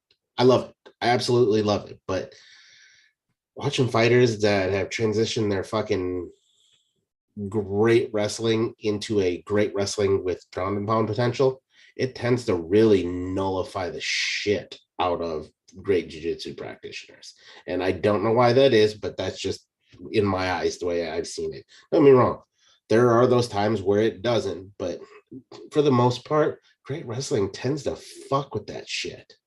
And I don't know why, but that's just my outlook on it. To be honest, it can go either fucking way. I'm on the opposite side of the fence though. I have to give that slight edge to Corey Anderson just because of where I see his ground and pound game at with his wrestling. I can see that for sure. Yeah, that's what I said. Anderson is a fucking world class for sure. It's gonna be an interesting fucking fight. It's not gonna be a fucking easy match for either one of those fucking dudes. It's gonna be a damn earned belt for sure. Yeah, and to be honest, that is the fight out of all of the fights this weekend that I'm looking forward to the most. I'll say it fucking clean out loud. There's not another fight on any of the cards, whether it be this or the UFC card, that I'm more excited to watch than this tomorrow night. Yeah, I feel like it's probably the one with the most potential for excitement, I think is the way to put it. Well, yeah, that, and we're watching the wrap up of their Grand Prix, and fucking somebody is gonna walk out the undisputed fucking light heavyweight world title on the Bellator side of the house. Yep. I'm just saying, get two shiny little straps. One doesn't mean dick, except for you beat 4 other fighters on the way there. But hey, whatever. Hey, be worth something someday to somebody on eBay, if nothing else. Exactly. Hard times, man. Also selling that shit. Right. But neither one of those two are going anywhere. And I have a feeling no matter how this fight plays out, we see those guys fight again in the future. I was going to say, I think this one's going to get run back either way it goes as well. I think these two are going to be fighting out for the top of that fucking division for the foreseeable future. The only way that doesn't happen is if it is just lopsided one way or another. Yeah, if it's one-way traffic, they're not going to run it back. They'll make whoever it is earn it. But no, I feel like it's going to be close enough to where this could be the next fucking potential trilogy that we're seeing line up right now. Yeah, and right now for Bellator, that's a great one to fucking have. Not to mention, to be honest, it would be really great for Bellator if Corey Anderson wins that fucking title. And they can rub fucking Dana White's nose all over in it. Oh yeah. Absolutely. And I'm not saying I wish any ill will towards Nemkov because he's a great fucking fighter. Absolutely. But I'm just saying, as far as like, you stupid motherfuckers, how would you let him go and not pay him what he's worth? Yeah, just a little silver lining salt in Dana's fucking wound. That would absolutely be a little cherry on top for sure. Now, that being said, that will bring us to the marquee for tomorrow night's Bellator card.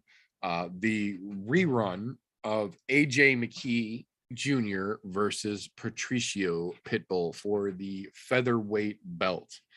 Now, I've seen a lot of people in the MMA world talking about this fight, but for all the wrong reasons. Everybody seems to get attached to the fact that AJ McKee is still undefeated as a pro fighter, and that he came in and took that belt from Patricio the first time in no time. He's the greatest thing that's ever come, and he's the greatest featherweight in the fucking world.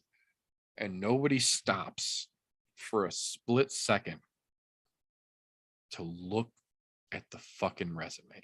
I understand that immediately in saying that, I'm going to get people who are going to say that I'm just being a fucking hater, and I don't give a shit, because I said the same fucking thing when Khabib got signed to the UFC, and everybody said, oh, he's fucking 20 whatever and already. But look at the fucking names, because if you beat 19 delivery guys before you fight your first legitimate contender, those first 19 wins don't fucking mean anything. AJ McKee was brought up start to finish in Bellator. His first however many fucking fights were fucking pizza delivery dudes. He made the vast majority of the O in his career significant by beating fucking nobodies. And I don't mean that maliciously. I mean literally dudes who have never fucking fought before or have zero fucking professional wins on their resume. And I'm not saying that to be an asshole. Look at his fucking record. I'm serious. And then he finally starts getting into some legitimate competition, the toughest fight he's ever had in his whole fucking career, Pitbull, and he gets in one of the craziest fucking fights there is, and then all of a sudden starts saying that he's demanding $1 million per fight from here on out, and the longer it takes them to give him $1 million a fight, it's going to double every fight he has to go do, and if they can't do it by the time his 3 fights from the championship clause are up, he's leaving Bellator. What the fuck? Can we pump the brakes just a fucking little bit here? This dude with 1 win significantly in the featherweight division spent the last week calling out Alexander Volkanovski after what he just did to the Korean Zombie last weekend. Are you fucking serious right now? I am in no way, shape, or form a Pitbull Brothers fucking fan, and I bear no bones about that. They might have a good gym, but I think both of those dudes are way fucking overhyped. That being said, that fucking first fight was the flukiest of goddamn flukes to ever fucking fluke. Go back and watch that fucking craziness unfold and tell me any part of that fight was in a fucking game plan anywhere, and I'll call you a fucking liar to your face. That fight was insane and crazy, and it just so happened to work out in AJ McKee's favor. I don't think there's a fucking prayer of it happening that same way a second time, despite all the shit AJ McKee wants to fucking talk. I don't fucking care. He 100% jumped on his own fucking hype train after that win, that last win, and just took his exhaust pipe and put it right to his fucking nose. And he's been smelling what he's selling since then. He has completely overlooked this fight. He has completely overlooked his future in Bellator. He has convinced himself that he is it now. And this fight coming up tomorrow night is literally just a formality in the cementing of his greatness and the demands of his financial woes going forward. And I call bullshit. AJ McKee has... Oh, go ahead. Oh, go ahead. Finish up. I was going to say... So funny. That's all. No, AJ McKee has spent the entirety of his title reign, and I say that with air quotes for those of you listening, talking shit about everyone in the 45-pound division from other organizations and completely overlooking the fight that he was immediately told he already had lined up in front of him in the rematch against Pitbull. We've said it time and time again, and I'm sure, unfortunately, we will have to say it many, many more times. When you go into a fight, specifically a fight this significant to your career, and completely overlook your opponent, it generally tends to not go in your favor. And aside from how much I might not be a fan of Pitbull, the ignorance and assholishness shown by AJ McKee up until this point leads me almost no choice but to believe that Pitbull is taking his fucking belt back tomorrow night. All right. Now, where I started laughing almost immediately here has nothing to do with what you were saying, because I agree 100%. I'm 100% on board with this. But something immediately popped into my head. As many times as you said fluke, my thought went to, You can't say that in school. What? Loss? No, fluke. Can't say fluke, you fucking badass. Well, flukety fluke, fluke, fluke, fluke. If you don't get the reference, I'm sorry, but it's fucking funny to me. No, I think Pitbull has got nothing but fucking animosity towards AJ McKee. And I think he has that fucking, like we talked about earlier, that Khamzat Chimaev-esque fire immediately got into him. He was right back in the fucking gym the week after they fought last time and has been grinding to try and prove that that was a fluke. And I think it pays off. AJ McKee is in for a fucking world of hurt. That's all I'm saying. Look, credit where credit's due. You did submit it. Good on you for that. After that, though, you let your fucking, you put the cart before the horse.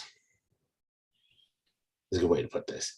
Because you're expecting all of these great, gigantic fucking paydays. Dude, look, I say this with all due respect, you're still in fucking Bellator. You're not where the greatest fighters in the world are. Look at the rest of your division there. There's a reason why you're 18-0 and you've been fighting pizza delivery guys. You probably wouldn't even make it out of the fucking Contender Series over on fucking UFC side of the house. You're going to talk shit about Volkanovski? That dude would absolutely fucking destroy you. Fuck, the Korean Zombie would destroy you. I think at this point, the only way I'm even remotely okay with AJ McKee winning this rematch against Pitbull is if he immediately turns around and then demands his release from Bellator to sign with the UFC. I would be okay. Otherwise, you're just talking shit. And in that case, now the proof is in the pudding. Now you got to fucking back up all that shit you talked for realsies. Well, yeah, because if he loses here, everything he said, I hope the world, every goddamn fighter that he's talked shit on is going to come right back at him and just blast the fuck out of him. Avalanche. Oh my God. It's going to be a social media avalanche. If AJ McKee loses tomorrow night, it's going to break Twitter, dude. It's going to be just nothing but fucking mountains of fuck you from everybody just pouring onto that dumbass. Yeah. And to be honest, I hope that fucking happens too, and he'll have no one to blame but himself. And then he can go cry in a corner and go back down to the bottom of the pile where he fucking belongs. Yep. Because like we say, with every other fight, everyone has a puncher's chance or a fucking grappler's chance. There's always that off chance. So Patricio had a fucking bad day. It happens to all of them. A la fucking Amanda Nunes. Everybody has a bad day. Yes, sir. Just you got caught and now you're, let's put it this way. Don't let your alligator mouth overload your canary ass. There you go. But with that being said, that'll bring us over to Saturday's Kicky Punchy. Saturday evening, we'll kick off UFC Vegas 51, Luque versus Muhammad 2. Kicking off the prelims early, 4:30 Central Time Saturday afternoon. Like we kind of mentioned earlier, the prelims on the UFC are actually where most of the better fights actually take place, with the main card kind of being dog shit. But we'll get to that in just a little bit here. UFC is actually opening this card fairly fucking strong. Kevin Kroon in the opening fucking match is always going to be fucking entertaining. Sam Hughes is a fucking highly touted prospect. Estela Nunez is coming in with a fucking hype train and a half behind her already. So that's going to make for a very interesting fucking ladies fight right out of the gate. There's always a possibility of Baby getting put in the corner when fucking Jordan Levitt's stupid ass comes out and does the splits in the octagon. But the real meat and potatoes, the real reason that everyone, in my opinion, is tuning in to the prelims, it is also, ironically enough, the one fight I don't understand why it's still on the fucking prelims. Beast Boy himself, Chris Barnett, is back in the octagon taking on Martin Buday. Dude, so fucking excited to see him back, man. So excited. He is my other, when it comes to heavyweights, he's one of my other guilty pleasures of probably loving way too much. Him and Bam Bam Tuivasa. Yep. Those two big boys, man, there is something about that that just makes that heavyweight division so much better with them in it. They breathe fresh life into a very stale heavyweight division, in my opinion. I agree completely. They're bringing the fun back to the heavyweight. Great for the fucking UFC. Yeah, they're literally bringing the fun back to the heavyweight division. Yes. I mean, it's not just a bunch of big fucking goddamn walruses fighting each other on a beach somewhere anymore. They're actually making it enjoyable to watch. That's all I'm saying. I completely agree. That's going to be a fucking spectacular fight to watch. And I wish Mr. Buday the best of fucking luck, because I feel like he's absolutely going to fucking need it. I think Barnett is just got a fucking head full of steam that's going to be real hard to stop at this point. I've mentioned, I'm excited for another fucking Beast Boy front flip. That's all I'm saying. That's what I was going to say. And then the best part is that if he does win, we get potential fireworks again. So you can't fucking be mad at that. It's kind of like wanting a shoey, except for in this case, I want a front flip. Right, exactly. You know, if he wins, it's gonna be fun. Exactly. There's gonna be some sort of fuckery afoot. Right.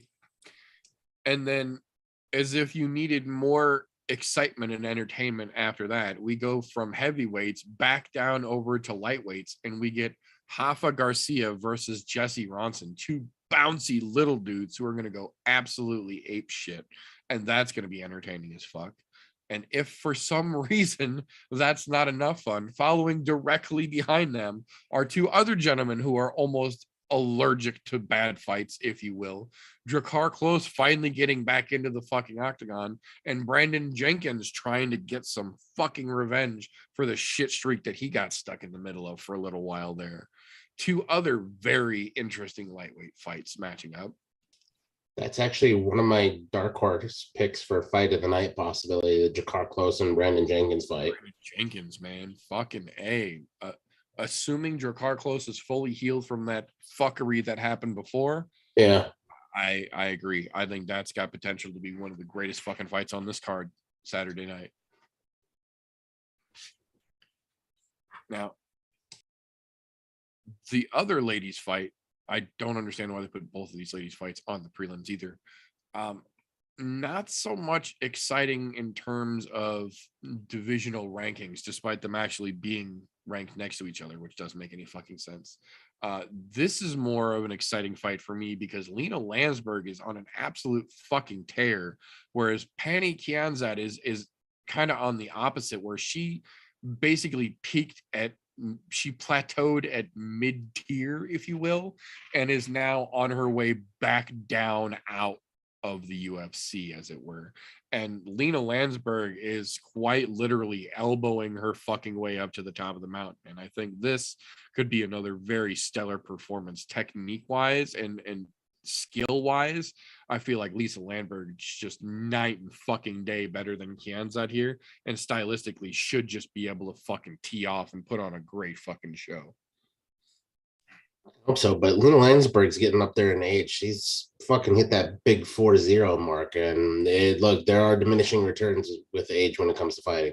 There are a few exceptions to the rule, but those are why they call them a few exceptions to the rule. I hate to say it, but I don't think she's going to be part of that few exceptions for much longer.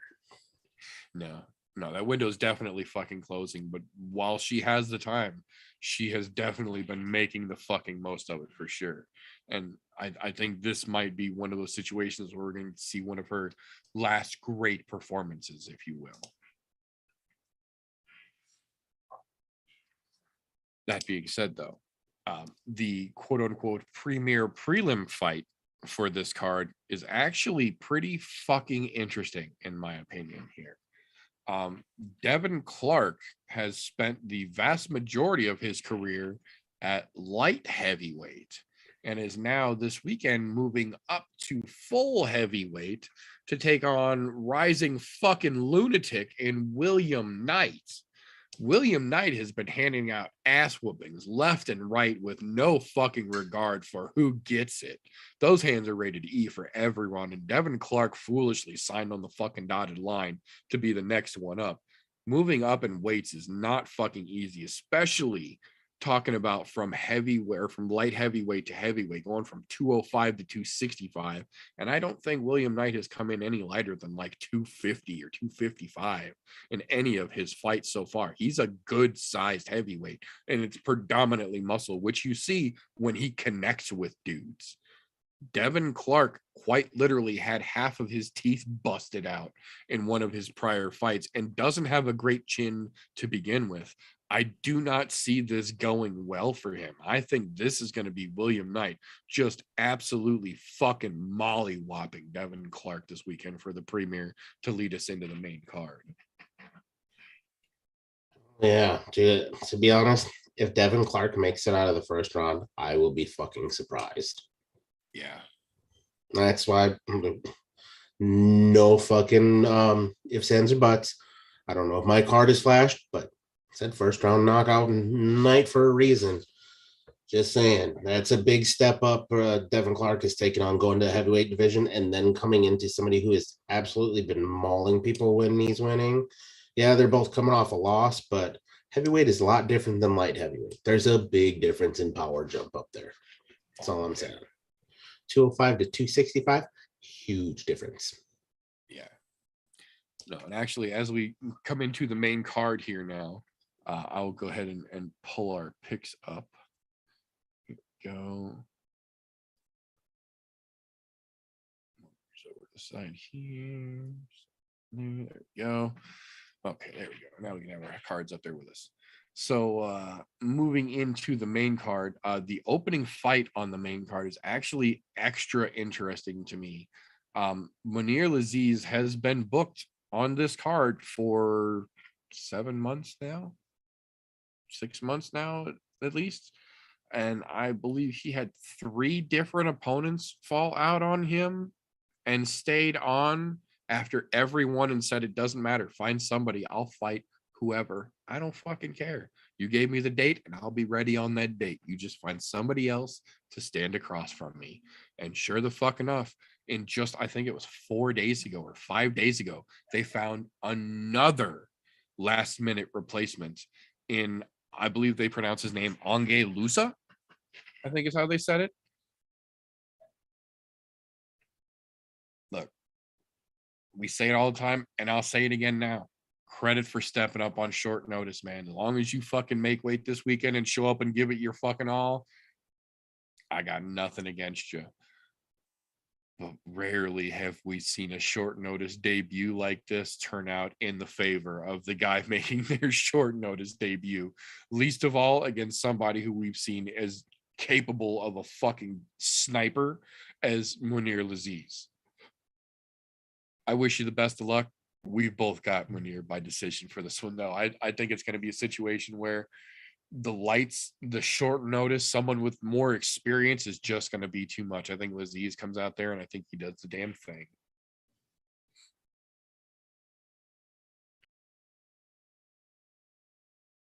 Gotta love those short notice guys. I love it.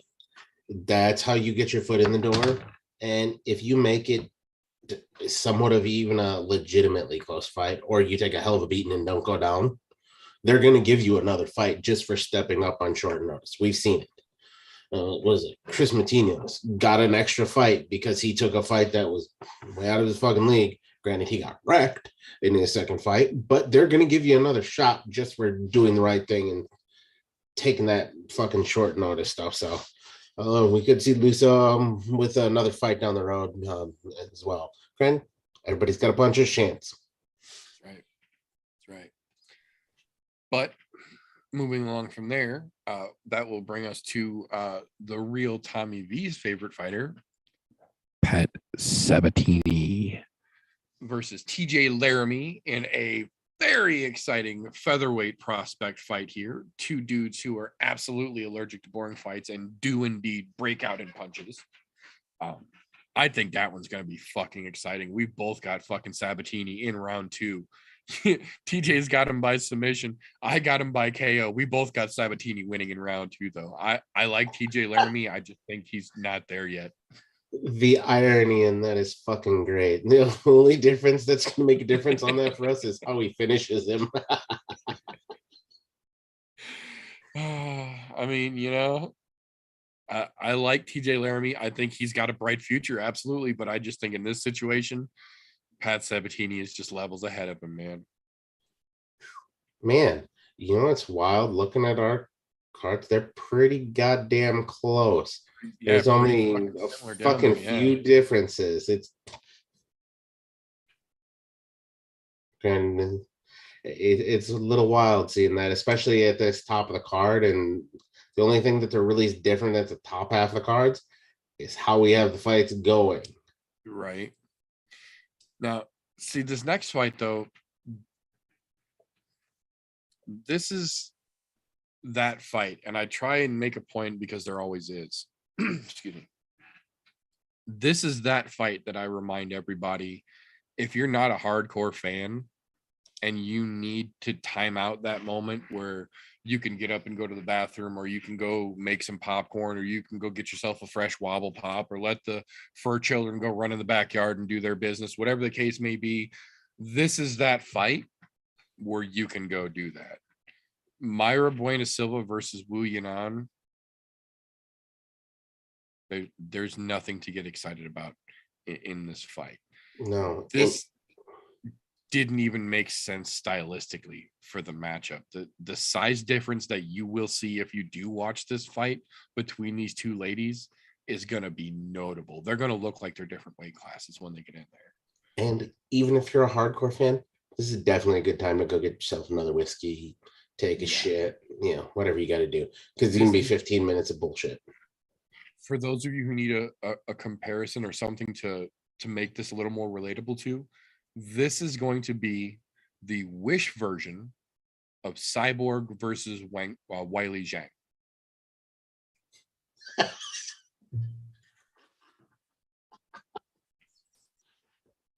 Oh, for fuck's sakes.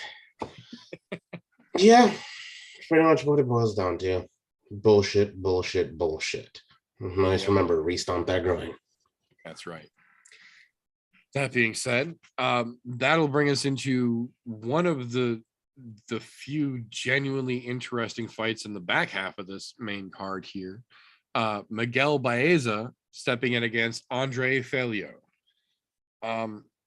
This one could be very interesting. This is two up-and-coming welterweight prospects.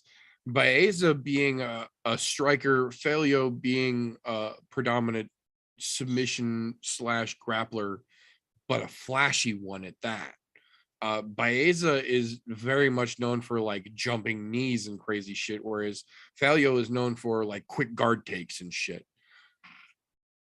It could be very interesting here. I just don't feel like Felio is, again, it's one of those situations where I don't feel like it's a complete mismatch, but I feel like Felio isn't quite up to the level experience-wise that Baeza is at this point. Not that Baeza is a world breaker by any stretch of the imagination, still a prospect himself, but in terms of what they've shown and what they've been up against so far, in my opinion, I think Baeza's just got the edge. Yeah, that's about exactly how I looked at that. However, Baez has been kind of a knockout machine lately, so that's why I chose him to go knockout in round 2. So, Thunder's got some hands, man. Yeah, I'm just saying, there's a possibility out there, and you know, if I'm looking to retain the wins in our little category of friends over here, I got to make some wild fucking choices to make some things line up. However, they don't always pan out. I think I probably could have been better off doing the decision route, but you know, fuck it, go for broke. Right, sometimes you gotta. But that, unfortunately, brings us to what I alluded to earlier, being the completely replaced co-main event fight on this card.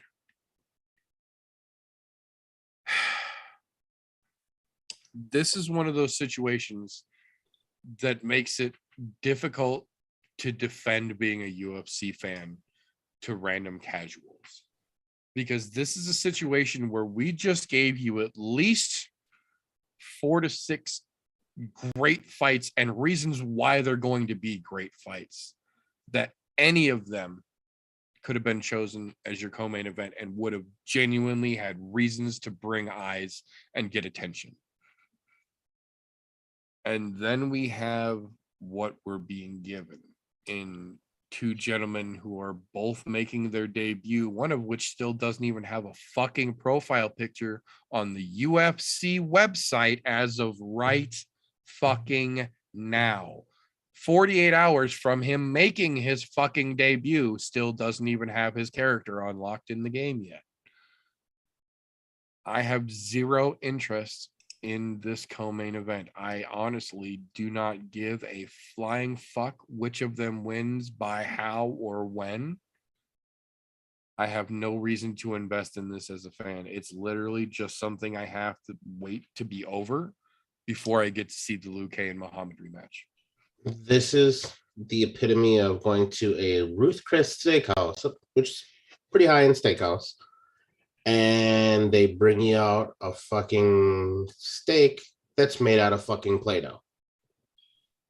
It's literally what this is. They're forcing you to eat Play-Doh, like the little bully in fucking kindergarten. I guess, to be honest, you know what? No, I'm wrong. Not even Play-Doh. I was going to say, I got to disagree with you, because you can still make Play-Doh look like an appetizing steak.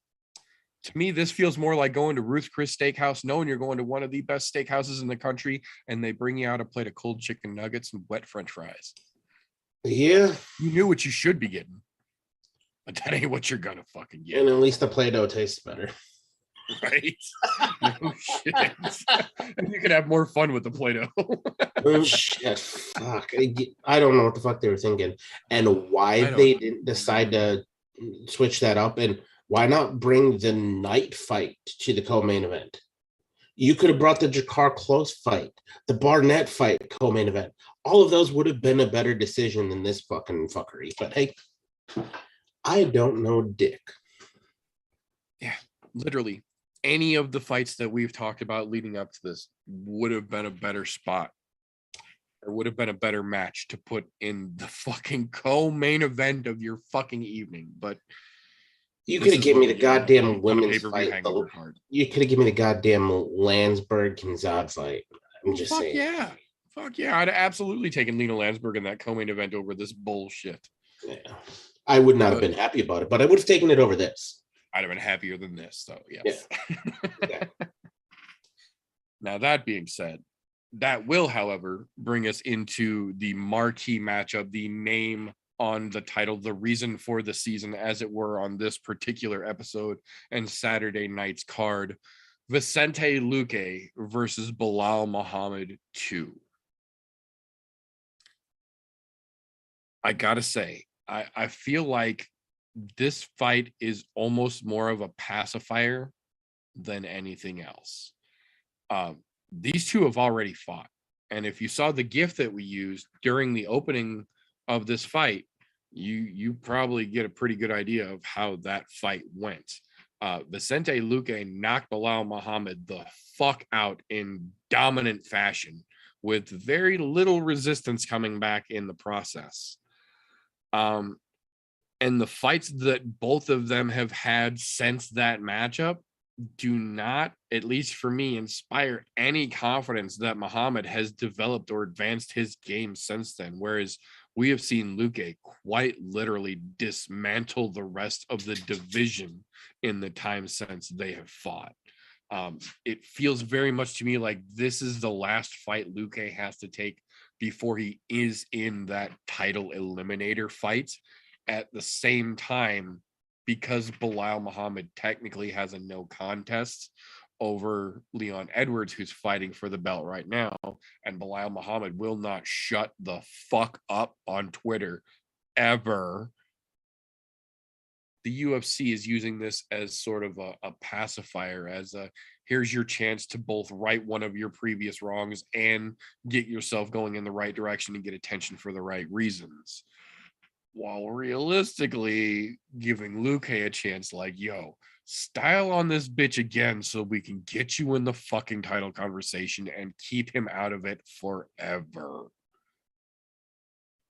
I don't think there's really much of a chance aside from Luke just quite literally tripping over his own dick walking into the octagon for Muhammad to win this fight. I think that Luke is literally better than him everywhere this fight could go, whether it stays on the feet and it goes to the fucking ground. I don't care. I think Luke is just flat out better than him everywhere that it could go. And as both of our fucking cards here demonstrate, I don't think he sees the end of this fucking fight. I don't think the judges need to be involved no matter how it fucking plays out. I think Luke comes out of this smiling and smelling like a fucking rose. Yeah. Look, the only thing Bilal has done is become a decision machine. That's it. He's a decision machine. He is not going to decision Luke. Luke is not a decision fighter. Was I watching, was it on ESPN, I think, the other day? They were talking about top finishers in the UFC. Number 1, Francis Ngannou. Number 2, Vicente Luque. Out of the amount of fight, it was for any fighter over 10 fights, they were saying, that have had 10 fights in the UFC. Luque has the second highest finishing percentage of all fighters in the UFC with 10 or more fights. What does that tell you about the fucking man? He doesn't come in there to fucking go to the decision. He goes in there to fucking finish people. The only fight that he's gone to decision in recently memory that I can think of was the Wonder Boy fight, and Wonder Boy outpointed him. And that was a hell of a fight too. Yeah, and Wonder Boy's a hell of a point fighter. That's the other kicker to that. So I mean, hard to outpoint a fucking great point fighter. But yeah, no, Luke is a fucking finisher. So, well, yeah, you get your chance to right or wrong, but it's only a chance. Nobody said it was a good chance. I mean, our fucking picks, there's a reason for the season. That's all I'm saying. Right. Yeah, no shit. No shit. There's absolutely a damn good reason that our card is so fucking close if you look back and forth across the fucking screen here. These are pretty fucking, I don't want to say they're predictable, but they're easy to read and analyze fights. I'll put it that way. Yeah. Oh, that does not mean what we're picking here is going to happen, because there is that fucking weird buncher's chance, and strange shit happens once the cage door closes. That's all I'm saying. But chances are, between the two of us, we're probably going to be between 70 and 90% accuracy. Yeah, most likely.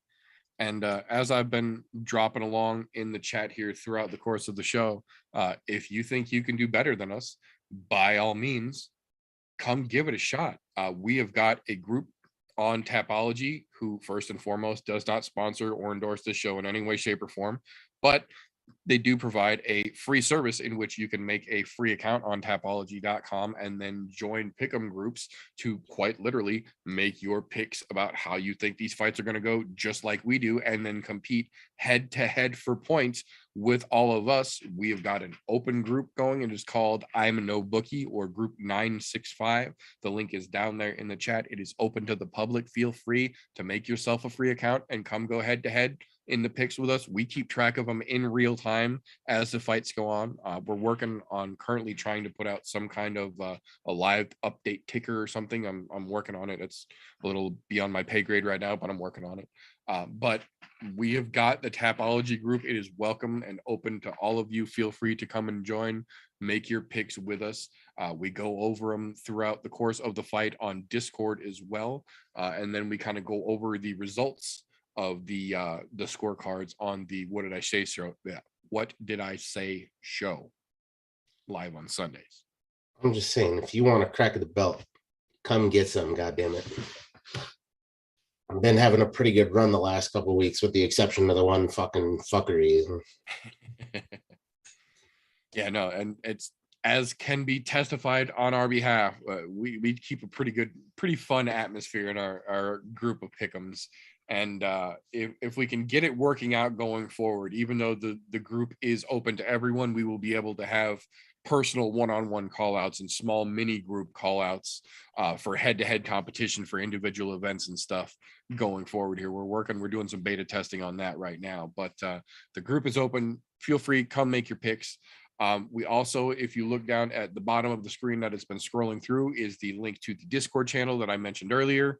I promote the news that doesn't make it into the shows here, gets posted up on there, as well as just weird fucking stories that pertain to the MMA world throughout the week get thrown up there. The live announcements, so you don't miss any of the shows, all go up there. Fan Q&A, all sorts of good fun stuff. Down in the description is the links to all of our social medias, as well as all of the social media for the show. Thursday nights, 9:30 p.m.-ish Central Time here on youtube.com/ImNoJoe. We do the show live.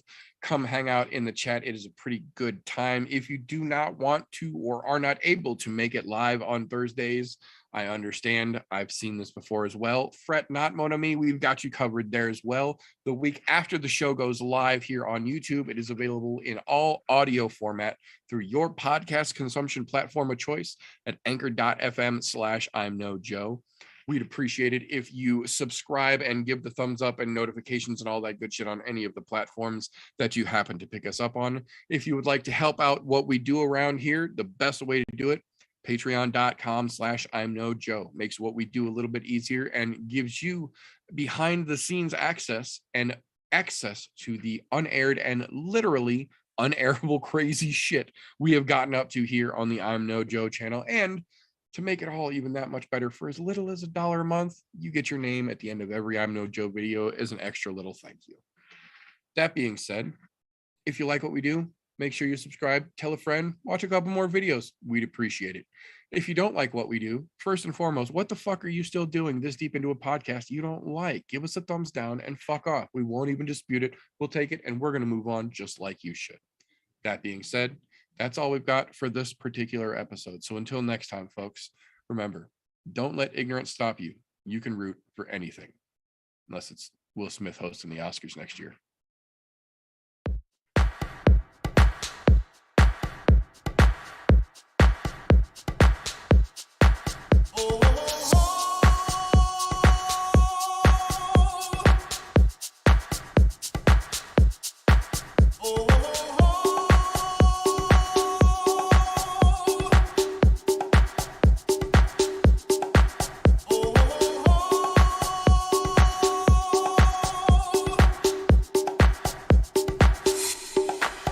Everybody was kung fu fighting. Those kids were fast as lightning. In fact, it was a little bit frightening. How do I say goodbye to what we had? The good times.